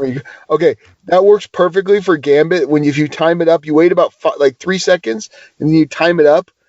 You start it off, and when he transmats you, you take a bite. As you're taking a bite, so it works out pretty good. All right, so Also, if you have a stockpile of bright dust, Tess will offer ingredient packs in exchange for bright dust. If you don't have a lot of bright dust and are worried about other players taking or getting to bake all the goods without having to play, don't worry, that won't be the case. Ava's Holiday Oven requires Essence of Dawning, which can only be acquired by playing activities in-game. So even if you want to stock up on some ingredients with your extra bright dust, you'll still need to go out in the world to earn the fuel to fire up your oven. I like that. Yeah, I like that. I like that. This, like the whole baking thing reminds me of old crafting in EverQuest. Yeah, I must say, it reminds of any, RPG type thing. Yeah, well, at least in it throws me like thinking about how this is going to work in Destiny, because you're literally taking multiple ingredients and combining them to make a thing. Mm-hmm. So I'm wondering if it's going to be like, I'm just wondering how they're going to do it, if like the oven is actually going to be like a vendor basically, or it's going to be like I know like Borderlands does it, where you're like making things, like you have to add certain things. You're tossing in like, because in my head it's like a thing that you hold in your inventory, because that's how some craft baking in EverQuest even worked. Is you either went to an oven that was in the world, or you had like this portable thing where you actually literally threw your ingredients into, kind of like Minecraft style basically. You threw your ingredients in there, you hit the bake button, and then boom, there's your product. Or not, depending upon your baking skill. But my character was a master baker and brewer. Beer and cookies all day. Yeah, and that's Dawning, which starts December the 11th, ends January the 1st, ends New Year's Day. Interesting. I would think they would go slightly after New Year's Day. Okay. Well, that's still like 3 weeks, though. Is that really? Yeah, it is. God damn it. Man, this whole year just flew by. Hey, Double G. Yeah. Because you mentioned this is the only reason I'm bringing this up. I just had the Wave Splitter drop for me in the Forge. Yeah, you can. So. I'm clapping for you. That was the Buster rubbing salt into the wounds. Yeah. Yeah. It's all right. I got Black Talon this week. That was a nice little. Oh yeah, I got that. I know you guys all got that, but I finally fucking got it. You were with me when I got it. Shut up. I know. Because that was the nightfall. Shut up. Oh yeah. Also, shout out to the foes guys. Oh god, I don't remember either of your names. I feel so bad. I hope you don't listen. I mean, I hope you do listen, but no, I hope you listen. I hope you realize that Des forgets people's names a lot. I do. It's awful, but yeah, there's some guys running the 100K score. That's actually way easier than I thought it was. But I've never done it. Really? It's so easy. You want another trick? Sure. Whack the power level up to negative 110, and I've done it, and the game reads it as it gives you the points for it, but it doesn't drop your power level. Oh, so that's the glitch that Burning was talking about. Okay. So basically, max out. If you max out the power handicap, it actually doesn't take away your power handicap, but it still gives you the multiplier. Yes, sir. So you're actually able to do it at 600 power, but you're getting multiplied as if you were 100 power 110 under. Yeah. Oh shit. Yeah. Damn. All right. Well, I guess we can do it this week. We can do it tonight if you get on. I will be. We will be on tonight. I'll be on later, but I'll be on. Okay. So anywho, what also dropped, the 4th, was update 2.1.1.1. There's an extra 0.1 thanks to the Protheon fix. Because have you guys seen the video of Giant Protheon? Oh my god! My god! Oh dude, my god! Please, he comes in like fucking Oryx size. He just, you see how he walks off the edge and he's supposed to go down like the giant pit, and his foot just drops down about 5 feet and he's still gigantic just standing there. Yeah, he's on the second. He's on the second level, and you're still like falling. It was glorious because you see like the effect of him summoning, and like the tester basically is like looking at head height. Then all of a sudden, here comes just. He's looking at his crotch. He's supposed to be looking at head height, and he's looking at his crotch. You see the guy just slowly look up and back up, and it's like, oh. And you see him when he takes the steps, it's like one step he's already at you. It was glorious. Oh my god. Oh man, 3 times the size. Oh yeah, if you look it up, man, if you haven't seen it, it's worth it. It is hilarious. Also, thanks to Ramshackle's DestinyRoundup.com, so keeping a track on that. Thanks to that, they have passed along feedback of making Big Boy Protheon a RNG random last boss for that encounter. That feedback has been forwarded, and that would be hilarious. Oh my god. Anywho, so in 2. Whatever, a lot of ones. Chaos Reach, that fix. It used to be, Chaos Reach basically used to cost a flat super fee for deactivation, around 65% of your super. So regardless of when you were cutting it off, it was always taking away 65%. So if you waited for during the end of your super, basically, if you waited for half of your super, it was just all gone. But this meant that in order to save your super energy, you'd have to deactivate within the first second or so of the super's duration. So but with this change, it's now not.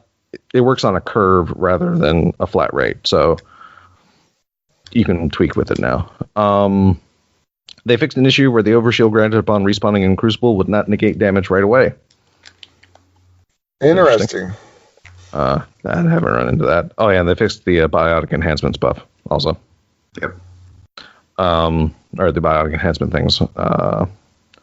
Let's see. Yes. They also increased damage required to destroy Night Stalker tethers prior to their activation. So when they're just anchors or traps, basically. Fixed an issue where scavenger perks could be used to generate heavy ammo off teammates who fell to self-inflicted misadventure. That is awesome. Your teammate dies and give you heavy ammo. I know. It's like all of a sudden randomly you start pushing people off the edge and shit. You're like, oh god, what happened? I need sleeper rounds. What happened, guys? Yeah, because we're doing those final the kills. We're doing kills with like you have to do with a heavy whatever weapon or whatever. And, yeah, I would farm Aaron with that. She would farm you. Let's be honest. Okay, stop, damn it! All right, I had my fantasy for 1 second. All right, just 1 second. Crushes jeans that fast. Jeez. They also fixed the 150 RPM scout rifles. They should be firing. Basically, the slow firing scout rifles should be working as intended now. They also fixed an issue where the impact stat bar for fusion rifles was not updating when upgrading a charge time masterwork for the weapon. And they went on to explain that even for the masterwork, like any basically increase in charge time for a fusion rifle will decrease its impact. And this does include the masterwork for charge rate. It's just that the weapon info itself was not correctly showing the impact change or any impact change at all, but it was changing. You just couldn't see it. They fixed an issue with Guisin Vest. Guisin? I don't know Korean that well. They fixed an issue where kills were not required to extend super uptime.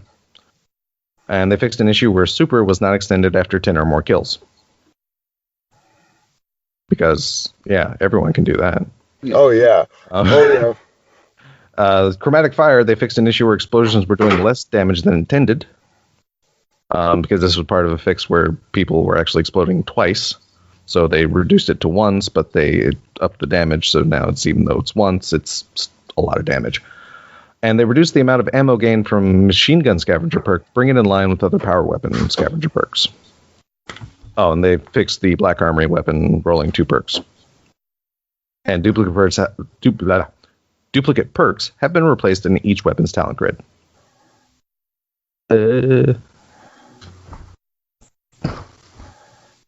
Fixed an issue that caused the mountaintop to drop above appropriate power levels for players who do not own Forsaken, making it unequipable unless pulled from collections. Ooh. Oh yeah, and fixed an issue that caused Valor ranks to display different values from what their rank actually was. This is strictly a visual fix. Ranks have worked properly since Season of the Forge began. Let's see. Also, they finally fixed the issue where the wrong team would sometimes be credited for killing the Ascendant Primeval Servitor. You. They also reduced the amount of ammo that linear fusion rifles receive from the power ammo crate in Gambit. Down from 5, now 3. Sleeper still only receives 2. I was just going to say that. So this is an indirect for Queensbreaker, like an indirect little... Well, just any linear, to be honest. Well, yeah, because Crooked Fang does work. And that did see like a rise in popularity after Sleeper was down to 2. And it's got that distinct noise, man. It's like that really, you hear that fucking Crooked Fang, man. It's got a really distinct noise to it. Also, great change for Gambit. Players who die with fewer than 2 rounds of special ammo will now always respawn with 2 rounds to help alleviate special ammo starvation. So no matter what, you always have at least 2 rounds. And fixed an issue where players would be held in a loading screen if another player was inspecting items in an inventory. That's interesting. How that happens. Okay. Yeah, and here it is. Fixed an issue where Protheon, the modular mine, grew 3 times larger than intended. It still makes me laugh. Big Daddy Protheon. I know. I'm not going to say what I was going to say. No. We've all seen that meme. Let's see. They removed the normal mode completion requirement for launching prestige modes for Leviathan, Eater of Worlds, and Spire of Stars. So now you can just do the prestige if you wanted. And they fixed the Morgath issue, which they definitely did because we didn't stagger him and he died. So yeah, you can one phase him again. Fixed an issue where the Hawthorne's Heroes clan perk was not providing the proper rewards. Okay. Here's an interesting. The Hecuba S Exotic Sparrow no longer requires annual pass ownership to reacquire from collections. The Mimesis Drive Sparrow now properly requires annual pass ownership to reacquire from collections. Shader reacquisition time has been reduced from 3 seconds to 1 second. Yay. Good. Yeah. And yes, that is a nice quality of life thing.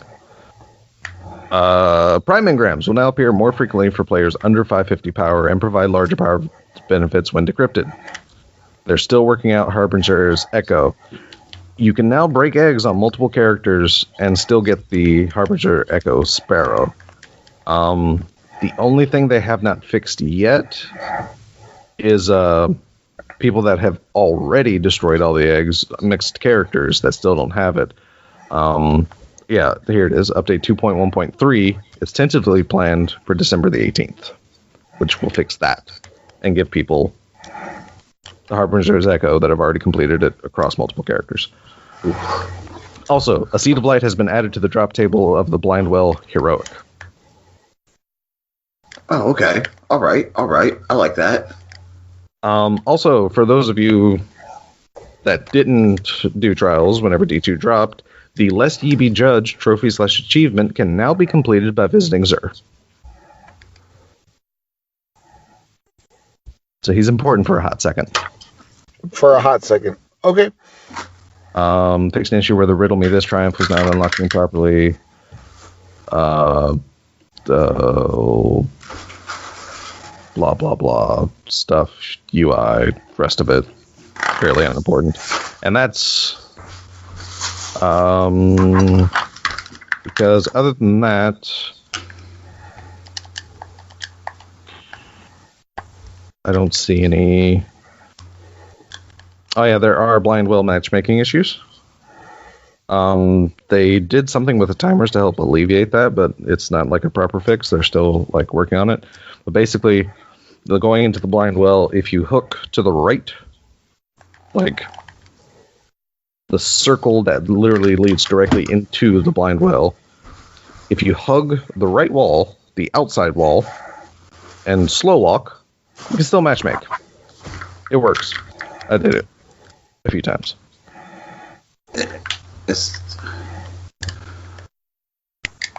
But they are working on that because, as they mentioned, they do not want people to jump through hoops in order to get a thing.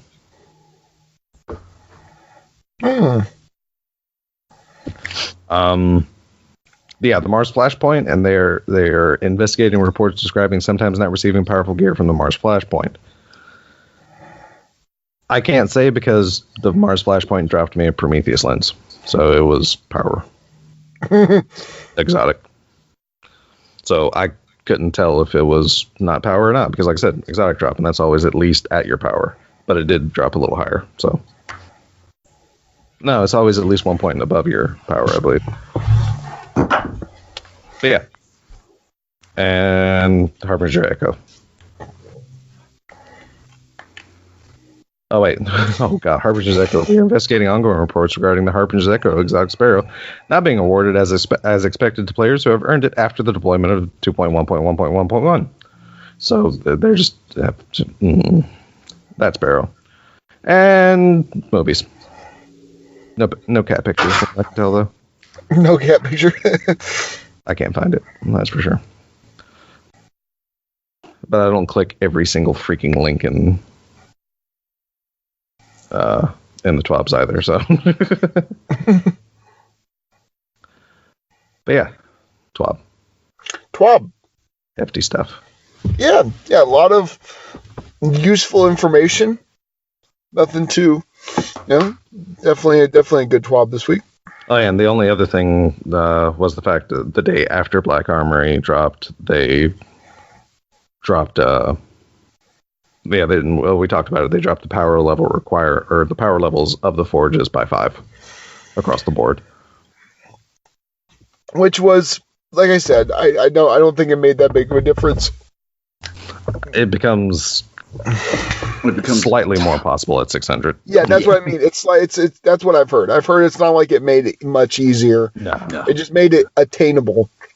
You'll still suffer. You're still gonna hurt. You still got to go through the suck. It's not like doing blind well now or escalation protocol. It's not like that. It's still a challenge. Which is what I want it to be. Like I said, all these changes they've made this so that this game doesn't get stale to the everyday player. Like this is really, you can see it like what they've done. Oh, yeah. I mean, that's such a good way to go through things with this game.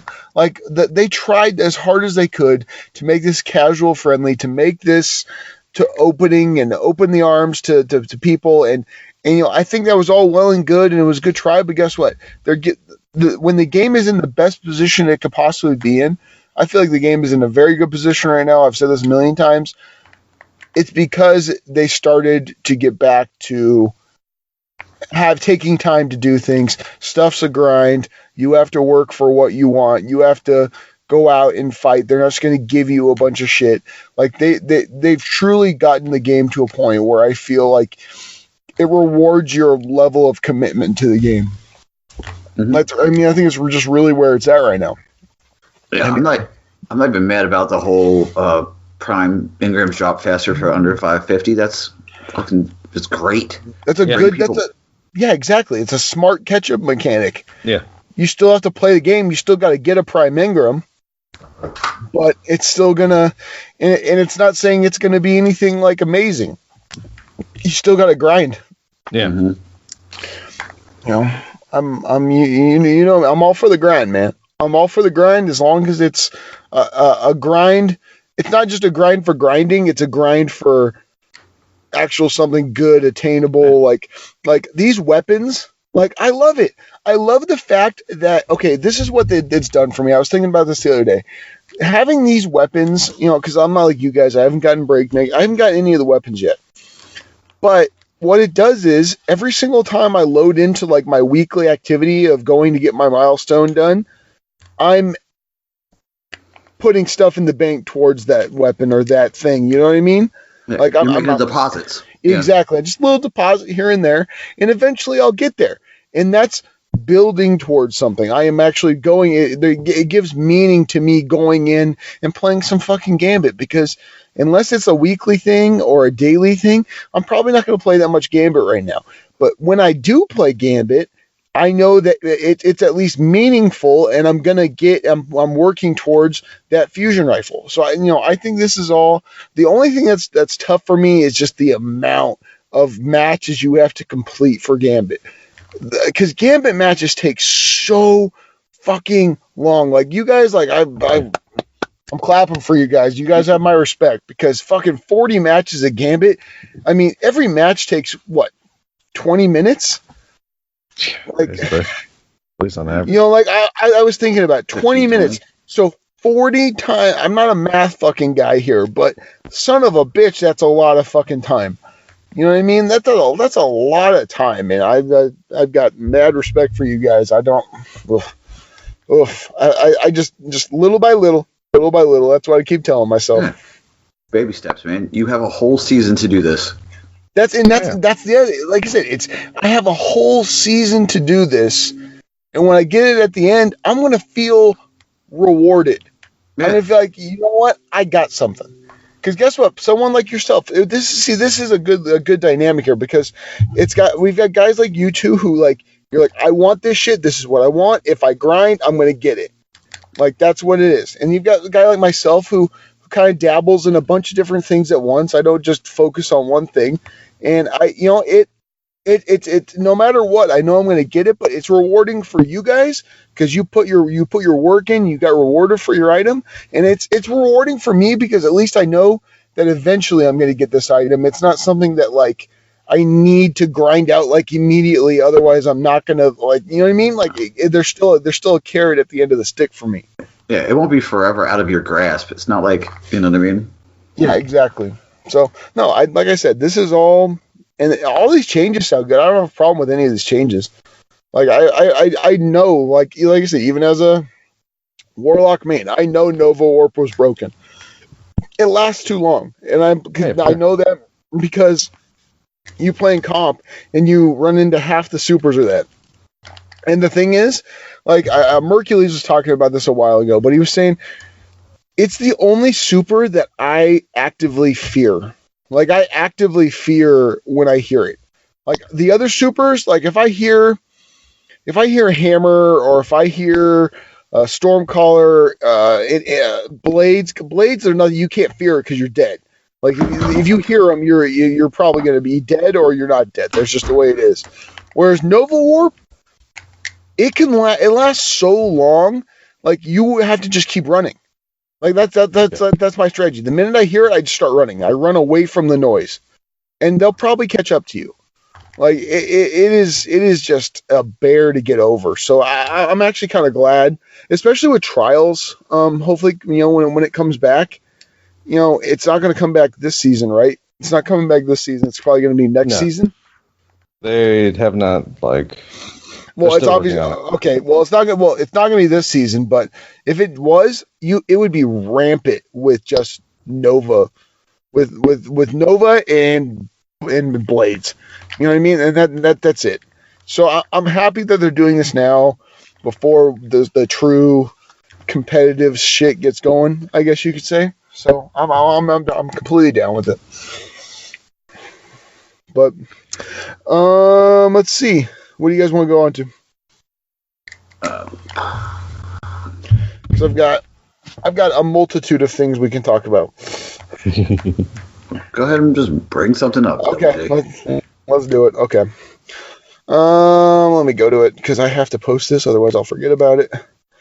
All right. So their gaming awards were this week. Now, I'm not big into this kind of stuff, but I do think it's kind of important, and I think it's awesome that I saw that, God of War won game, was game of the year. That's fucking great. I mean, it was. I actually own that game, and I actually played it, and I enjoyed it. I just don't have enough time with Destiny.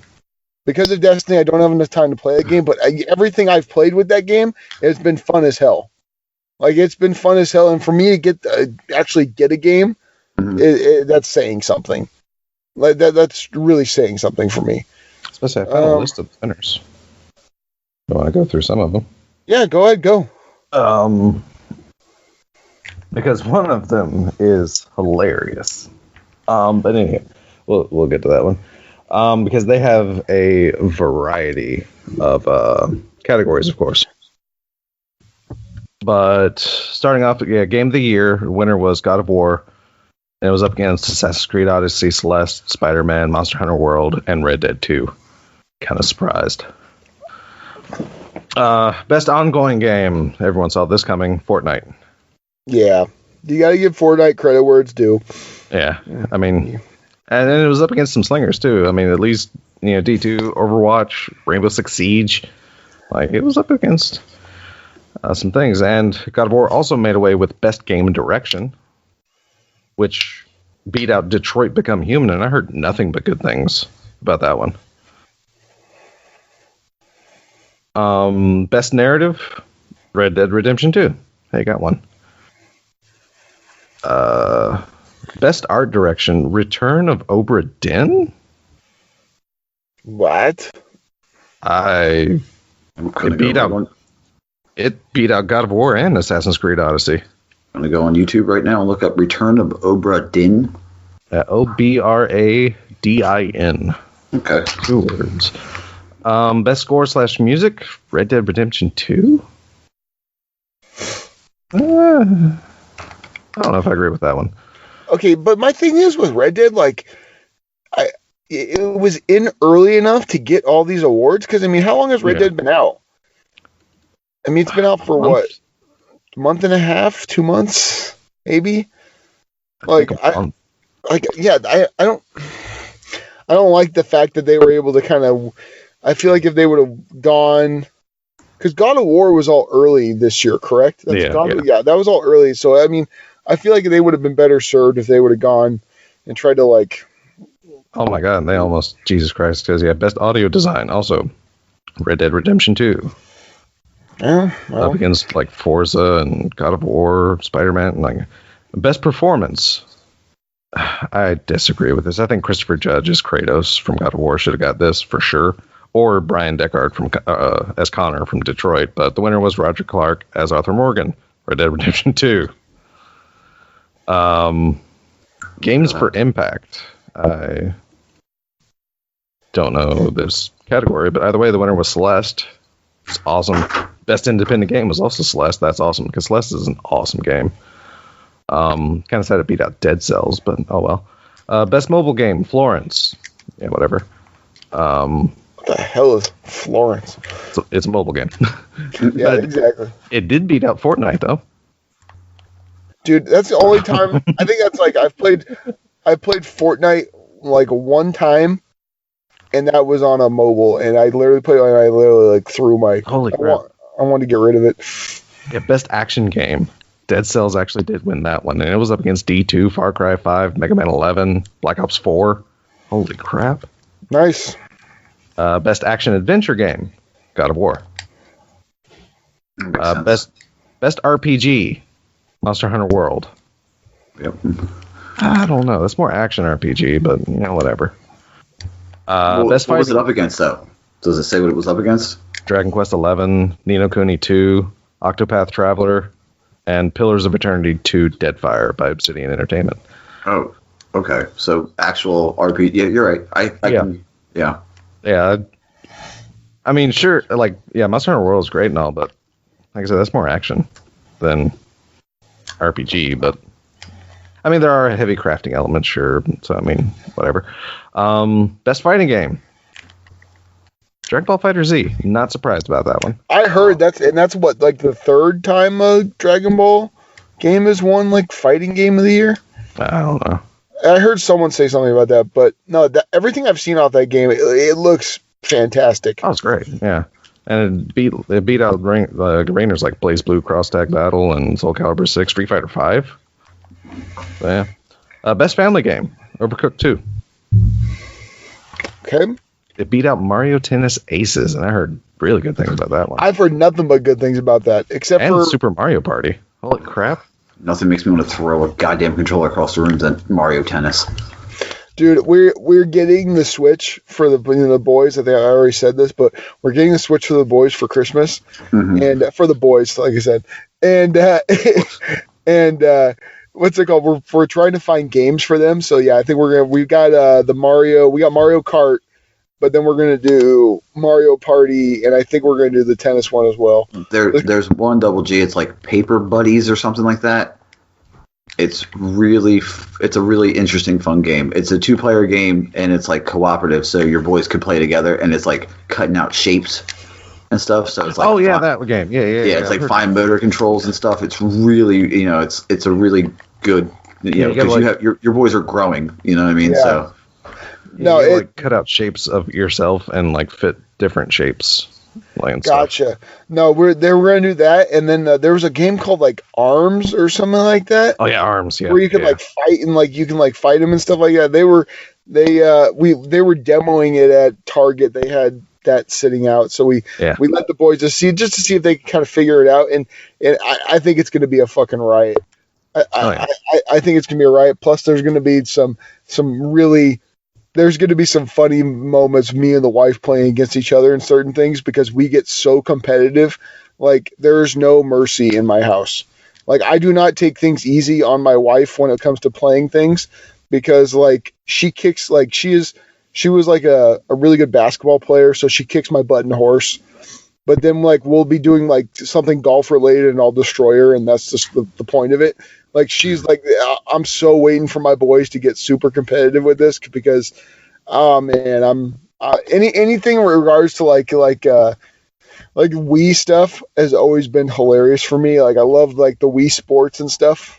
Oh man, so I'm excited about this. Plus, I really want to play Breath of the Wild, and I really want to play what's it called? Is it Diablo? Diablo's on that. Yeah. I'm thinking about doing that. I don't know if I can handle Dark Souls though. Dark Souls on Wii. I'm not sure how that's going to work out, but Fortnite also came away with best multiplayer game though.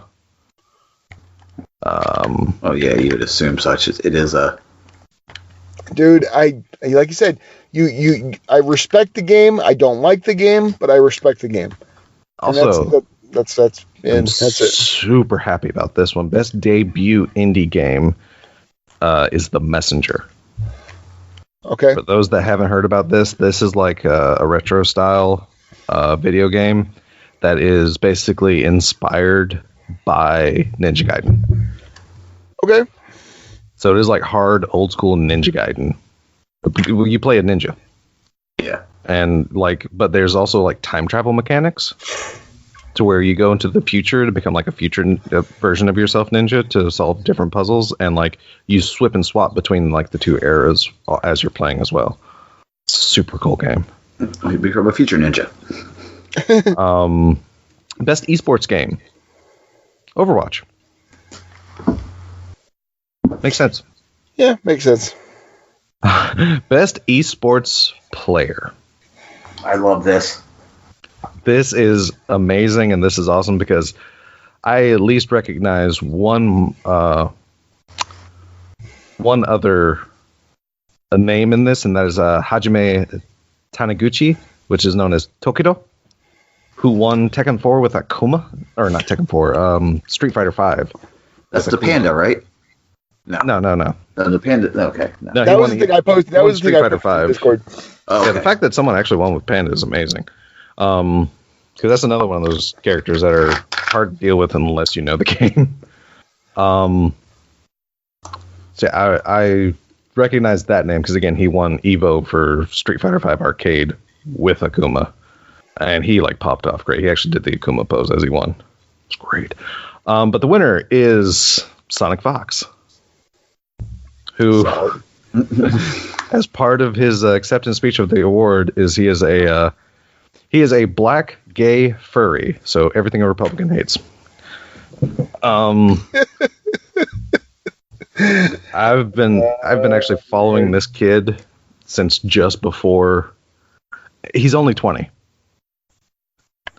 And if you follow fighting games and fighting game tournaments, then you know the name Sonic Fox. Because he started in... he pretty much got like his first EVO win in Injustice 2. And in that year, he pretty much swept EVO with 2 wins in gaming categories and like a 2 top 8 finishes in other games. So he dominated, and that's like when I first started like watching him. And ever since then, he's just been dominating NRS games, and then he's been dominating Dragon Ball Fighter Z. Rumor has it that he is getting his hands into Smash now.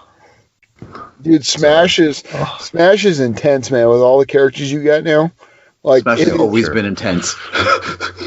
I know. I've seen fist fights because of Smash. I know. That's okay. I'm just gonna say, me and my boy, man. We used to go at it because I was always using Samus. Samus has always been my character, and he would always use fucking Kirby, and he would do that stupid rock move where he'd slam down. Oh my god, I fucking drove me insane. Oh, I was terrible at that game, but that goddamn rock move he would do the rock move and like just slam you right off the fucking edge and just bringing back 10-year-old anger from me. Yeah, Sonic Fox will forever have my respect as a player. Because he works his ass off to be what he is, and at the same time, he was like, he actually fights tournaments in a fursuit. Gotta give him credit. So I mean, he is that open enough with himself to be like, I mean, he does not hide what he is whatsoever, and it is glorious to have that kind of individual be such a standout like esports player. Do you have his acceptance speech? I've heard it, but I just want to beat people in games, you know? Yeah, I just want to be good at stuff. I just want to beat people up. I mean, it's like, and this is the kid, like, this is the guy that will teabag you to get you mad.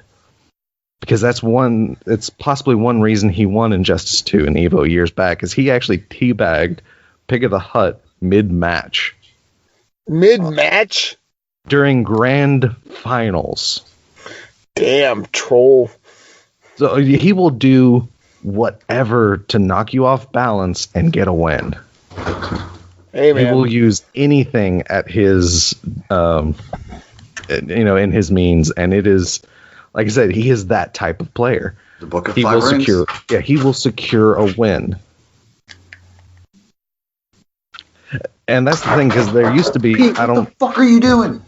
I don't know if it's true anymore, but it used to be the fact that if you were to knock Sonic Fox into the losers bracket, he wasn't losing again.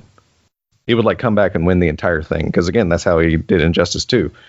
Because in that EVO that year, he was actually knocked into losers bracket by Pig of the Hut, fought his way all through losers bracket to face Pig of the Hut again, reset the bracket, and then win.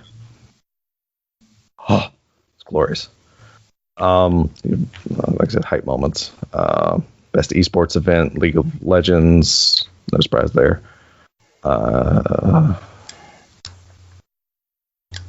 Yeah, nothing. I mean, nothing else too crazy. Oh, content creator of the year. Oh. Sorry, Dr. Lupo. Thought it was Ninja. Yeah, well, I'm just super stoked that Lupo got nominated. Yeah, exactly. He got nominated, but we're talking about. I mean, Ninja is an all-star, man.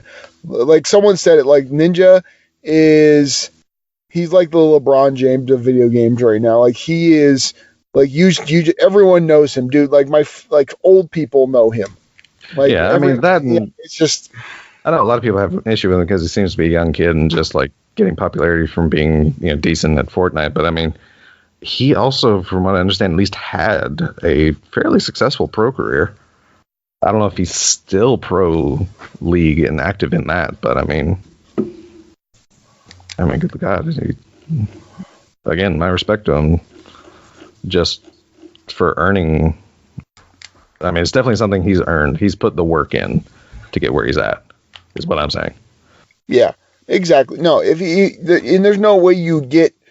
It's not just by chance that you become popular. Like, obviously, there's some luck and some circumstance that has to come around to make things plausible. That's just the way it works in life, folks. Yeah. Like, life is all a matter of timing. Like, but he came at a very good time, and he got into a game that was increasingly popular. It also had a big celebrity. Big celebrity rapport. So, he got into a game that, at the right time. He got, he got Microsoft stock at, when it was cheap. That's even Dr. Lupo, like in his interviews, like when he goes on, it's like, how do you be a successful streamer or what? I love his rundown of it, because it's like, there's 3 things that you kind of need to have. It's like, you either have to have skill in the game you're playing. If you don't have that so much, you can't have personality. Or I think he said 2 out of the 3 things, basically. It's like skill in the game you're playing, personality to maintain an audience, and luck. Yep. Very little bit of luck for right time, right place, basically. But as long as you have basically 2 out of those 3 things, you can become successful. 100% agree. But, let's see. That's the video game awards. Did you guys just glossed over the one thing I thought you guys would pop over, the Mortal Kombat 11 trailer? I was gonna ask Des about it. I watched that. What are you talking about? When it came up, I was like, "Oh, Des is losing his goddamn mind right now." That's why. Freaking Dark Raiden versus Scorpion. Yes, sir. They're actually continuing the story, and Shao Kahn's gonna be in the game. It's a DLC character, so it's not really gonna have that big of a part. Okay, who the fuck is Dark Raiden? As someone who hasn't played since like back in the Super Nintendo days. Like, I haven't played fucking so long, but just tell me who Dark Raiden is. Lore for Mortal Kombat here. Raiden is the protector of Earthrealm. Yep. He is the person that, like I say, he protects from most outside invasion, but Mortal Kombat is a sacred ritual that can be instigated to try and take over a realm. So he can't really directly stop that. He can't actively participate, but he can be challenged in an actual Mortal Kombat tournament, even though Mortal Kombat very rarely has actual Mortal Kombat tournaments anymore. He's so, kind, benevolent, wise, protector god thing. During Mortal Kombat Deception, he actually sacrificed his body to try and stop the Dragon King Onaga from coming back into power. So he blew himself up Vegeta style. But being a god, it's not a permanent death, so he actually reformed in the plane of order, or the realm of order, rather. But when he did so, it kind of tainted him to a degree. He's still the protector of Earthrealm, but Dark Raiden has a different perspective on how to protect Earthrealm. So instead of protecting Earthrealm from outside sources, he goes to trying to protect Earthrealm any means necessary, including killing mortals that continually put Earthrealm in danger. He's the anti-hero. So he's Punisher. Yeah. I was going to say it's like Malcolm X versus Martin Luther King. By any means necessary is Dark Raiden. Yeah. Yep.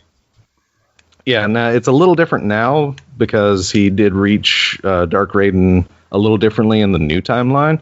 But I am assuming it's still like the same basic principle in the fact that he's willing to, because at the end of Mortal Kombat X, there are new rulers of the Netherrealm, which, spoiler alert, I mean, the game's like 5 years old now, but it ends up being Liu Kang and Kitana as the Dark Emperor and Empress of the Netherrealm. And Liu Kang? And he's supposed to be like a good guy? Yeah. Yeah, until Raiden killed him in Mortal Kombat 9. Oh shit, man! I'm sorry. I need to stop this. I need to stop everything. I need to stop this. Everything I know is. It was self-protection, though. Like, Liu Kang was trying to do a thing, and he lost faith in Raiden, and Liu Kang tried to attack Raiden, but Raiden defended himself and turned Liu Kang's flames against him and killed him. But no, at the end, it's Dark Raiden giving this speech to the new rulers of the Netherrealm. It's like, I will protect Earthrealm by any means necessary, including like killing people. And he like leaves Shinnok's head at their feet, who was the main villain of Mortal Kombat X. And which sadly is an elder god, so he can't die. So he was actually still alive as a decapitated head. So yeah, Dark Raiden is vicious.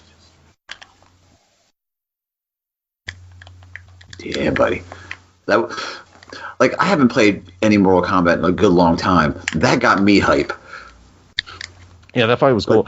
I find it hilarious that they're like, yeah, but the musical choice doesn't it doesn't make sense for Mortal Kombat. Oh my god! Those people need to rewatch the Mortal Kombat X reveal trailer. Like right now, NetherRealm Studios is using whatever music that'll get you hype, like for the reveal, but it's not actual in-game music. It's not going to be the music that permeates Mortal Kombat at all. Because again, that was the same case as MKX.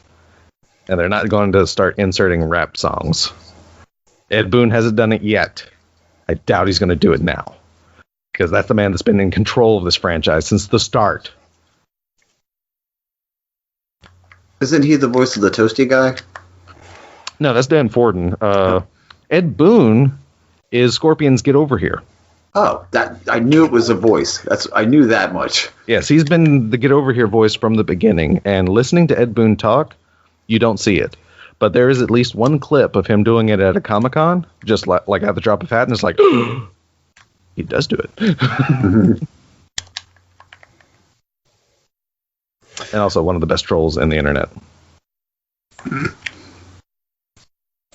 Let's see. Well, that was, I knew, like I said, that's why I shared it to you. I saw that thing. I was like, this has definitely got Des written all over it. What's it called? Let's go to some questions. We got a couple questions. Nothing too crazy, but let's go to them.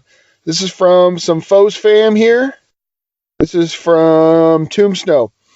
Now, I think we've gone over some of this, but I'm just going to say it. What's your opinion on the content with this expansion being spaced out? First impressions of gameplay from Scourge of the Past. And then what's your dream weapon from the Forge? Well, to answer the middle one, we don't have really first impressions. No. We know that it's Fallen. And that's, so we're going to, like I've stated earlier, I'm going to try to stay away from spoilers right now. Hopefully grind my light level up enough to where we can get there within a couple weeks. Yeah. But right now, I'm going to stay away from that. We might actually sacrifice a Saturday. I might sacrifice a Saturday game time to go in with you guys and maybe some Foes fam to get a raid in. Yeah. And, my first impression is holy crap. Mm-hmm. Like we can knock it out. It's a full raid, but you can knock it out quick, like old Crota style kind of thing. Let's see. Opinion on the content being spaced out. I like it. Love it. Love it a lot. I mean, we said that I don't want to be. I shared this in the thing, but like there was an article I read talking about how Destiny players who are crying about there being too much to do don't know what they're talking about. Oh my god! Like people like saying that they're like, oh, I can't do it. Oh, I can't keep up. Blah blah blah blah blah. Like, look, folks. Like that's show business. Like you gotta keep things active and fresh. And if you say that you don't like this stage of the game, then maybe it's not the game for you. And I hate to say that, but this is great. Like I don't see too many people saying, "Hey, I want to go through 2-month droughts of fucking nothing to do." You know what I mean? Like because folks, that's what happened. That's what happened. One or the other. Yeah. It's either you get a grind or you get fucking. You're going to be playing some other game for 2 months, because that's what it literally caused me to do. So I'm 100% backing of them spacing content, making things where there's a carrot at the end of the stick. Like I am 100%. I'm fine with all this. Yeah, 100% fine with all this. And what's your dream weapon from the Forge? Any. I would say any weapon would be nice. But I thought about this. Okay, so let's if you could make one gun and just to put perks on it, what gun are you making? Legendary weapon. What Buster, are you going auto rifle? Breakneck. They gave me the weapon I wanted. I was just going to say breakneck sounds like pretty much what you wanted. It's literally my play style. Des, do you have anything that you would change? Anything you would make? Not really. See, I was thinking about it. To think about. I was thinking about it. I honestly just I almost had it with my Treads Upon Stars that I had in D1, man. I mean, just honestly something a little bit faster firing, scout rifle, explosive rounds, rampage, and I don't know, hidden hand or something like that. Then I love scout rifles. I've always been a scout rifle kind of guy. And I give me a good PvE scout rifle that I will use all the time, and then you've got my love and admiration. I can say though with the breakneck, the one thing I would be okay with if they changed, instead of extended mag, you gave me kill clip. That way you can hop into the cycle faster. Oh man, yeah. But that's just that's the tiniest of of a criticism. But I mean, extended mag is kind of nice. It's fine. Yep. Anything you guys want to add to any of this, or okay? I think we're good on that question. Thank you very much, Tomb. Thank you very much for the question. All right, Stripes. Question for Stripes. He goes, what do you guys think about them dumbing down the Forge because people complained it was too hard? My take is it is a continuation of the Forsaken DLC and was designed to challenge those who light leveled up, so they should have kept it hard. But I also think they should have allowed light level grind day one of the season and not the day the content dropped. I'm in kind of agreement. I am in agreement with that. I think the one thing I would have done is they should have allowed the light level cap to be accessible the week before. Yeah. I know that they were probably scared about the raid, like people getting like too high up and making it easy. I think that's the only thing I think about. The team that beat the raid were 647, dude. It's already happened. It's easy to do. Then there you go. So then you might as well just do it. But yeah, at the same time, I do feel at least like just like I said, to get the taste, maybe the first Forge could have been a little lower, like a little more accessible to the general population. Maybe, if not day one, then week one, possible. But other than that, I mean, like I said, I see both sides of the argument. And I definitely do agree they should have let us like grind up at the start of the season, considering everything's dropping so quickly. If they did the week before, you could get to 610. That would have been fine. Yeah, I mean, like I said, for the casual, like at least for the general population, because we all know like the streamers were going to hit max anyway. And I love a lot of people who were like, yeah, it's like Crota. Like a lot of things in chat that I did see, it's like, yeah, it's kind of Crota, but you couldn't like super level up for Crota. And it's like, excuse me, do you not remember people abusing the vendors? And that's why they introduced the recommendations and stuff that were horrible. But yeah, whatever. Yeah, exactly. People have they don't remember the struggle that was D1. When people see D1, they have rose-colored glasses about it, dude. Well, people they have super member berries about D1. D1 was so much better. Get the fuck out of here. The way it went out, I can see why people felt all nice about it. But they have to remember I would say half of D1 was a fucking struggle. Like there was so many things wrong and so many controversial points and so many things that were broken that had to get fixed. That basically D1 was a downward spiral until about House of Wolves, until it started looking up again. That's fair. That's a fair assessment. Absolutely. No, I 100% agree. And then even House of Wolves, like I said, the summer after House of Wolves was still bad. The summer after House of Wolves was terrible. Oh yeah, for sure. Like things were looking better but then that long like content drought. Because then we got Taken King, and that Taken King is what kind of got it going. I mean, you're absolutely right about House of Wolves. They got it going in the right direction. But if there wasn't such a big gap, then it would have been able to feed off of it. Oh yeah, The problem is that there was those months where you were just waiting. And that's when the true salt of the community came out. That's when you saw some people who were just, oh man. I mean, every week listening to either you guys or listening to some other there was a lot of salt, man. There was a lot of pissed off people, and I don't think we got salty though. You guys didn't. No. Yeah, not you guys. Not what I'm saying, but listening to like hearing about people complaining about it, and like you guys would talk about it and have a positive outlook on it, whereas a lot of podcasts didn't. There was a lot of. It got rough listening to Destiny podcasts because it was all the same thing. It was people complaining about everything. You know, so I mean, you got to go with what's going on current in the community, but it was a rough time. Yeah, for sure. So people don't remember that, but please, people, remember where we came from. Yeah, remember properly. Wow, that could have been the best. That could have been a better timed phone going off. Right. Yeah, that was complete. And normally, remember property. The more the more you know. That was funny. I normally don't even have my ringtone on, and that went off. That's hilarious. Holy shit, that was great. that was perfectly timed. Oh man, let's see. Do I have anything else? I think I've gone over the questions that we've gotten. As always, thank you for the questions. Thank you guys. Always send us more. Yeah, send us more. Keep it going, you guys. Yeah, you'll see me post. I'll try posting maybe a little bit earlier than the day before, but life happens. Shit, get off my back for 1 week. Sometimes people need to sleep here, guy. I don't know what sleep is. What does that word you use? What is this S word you used? There's only 4-letter S words going on in my house right now. That's about it.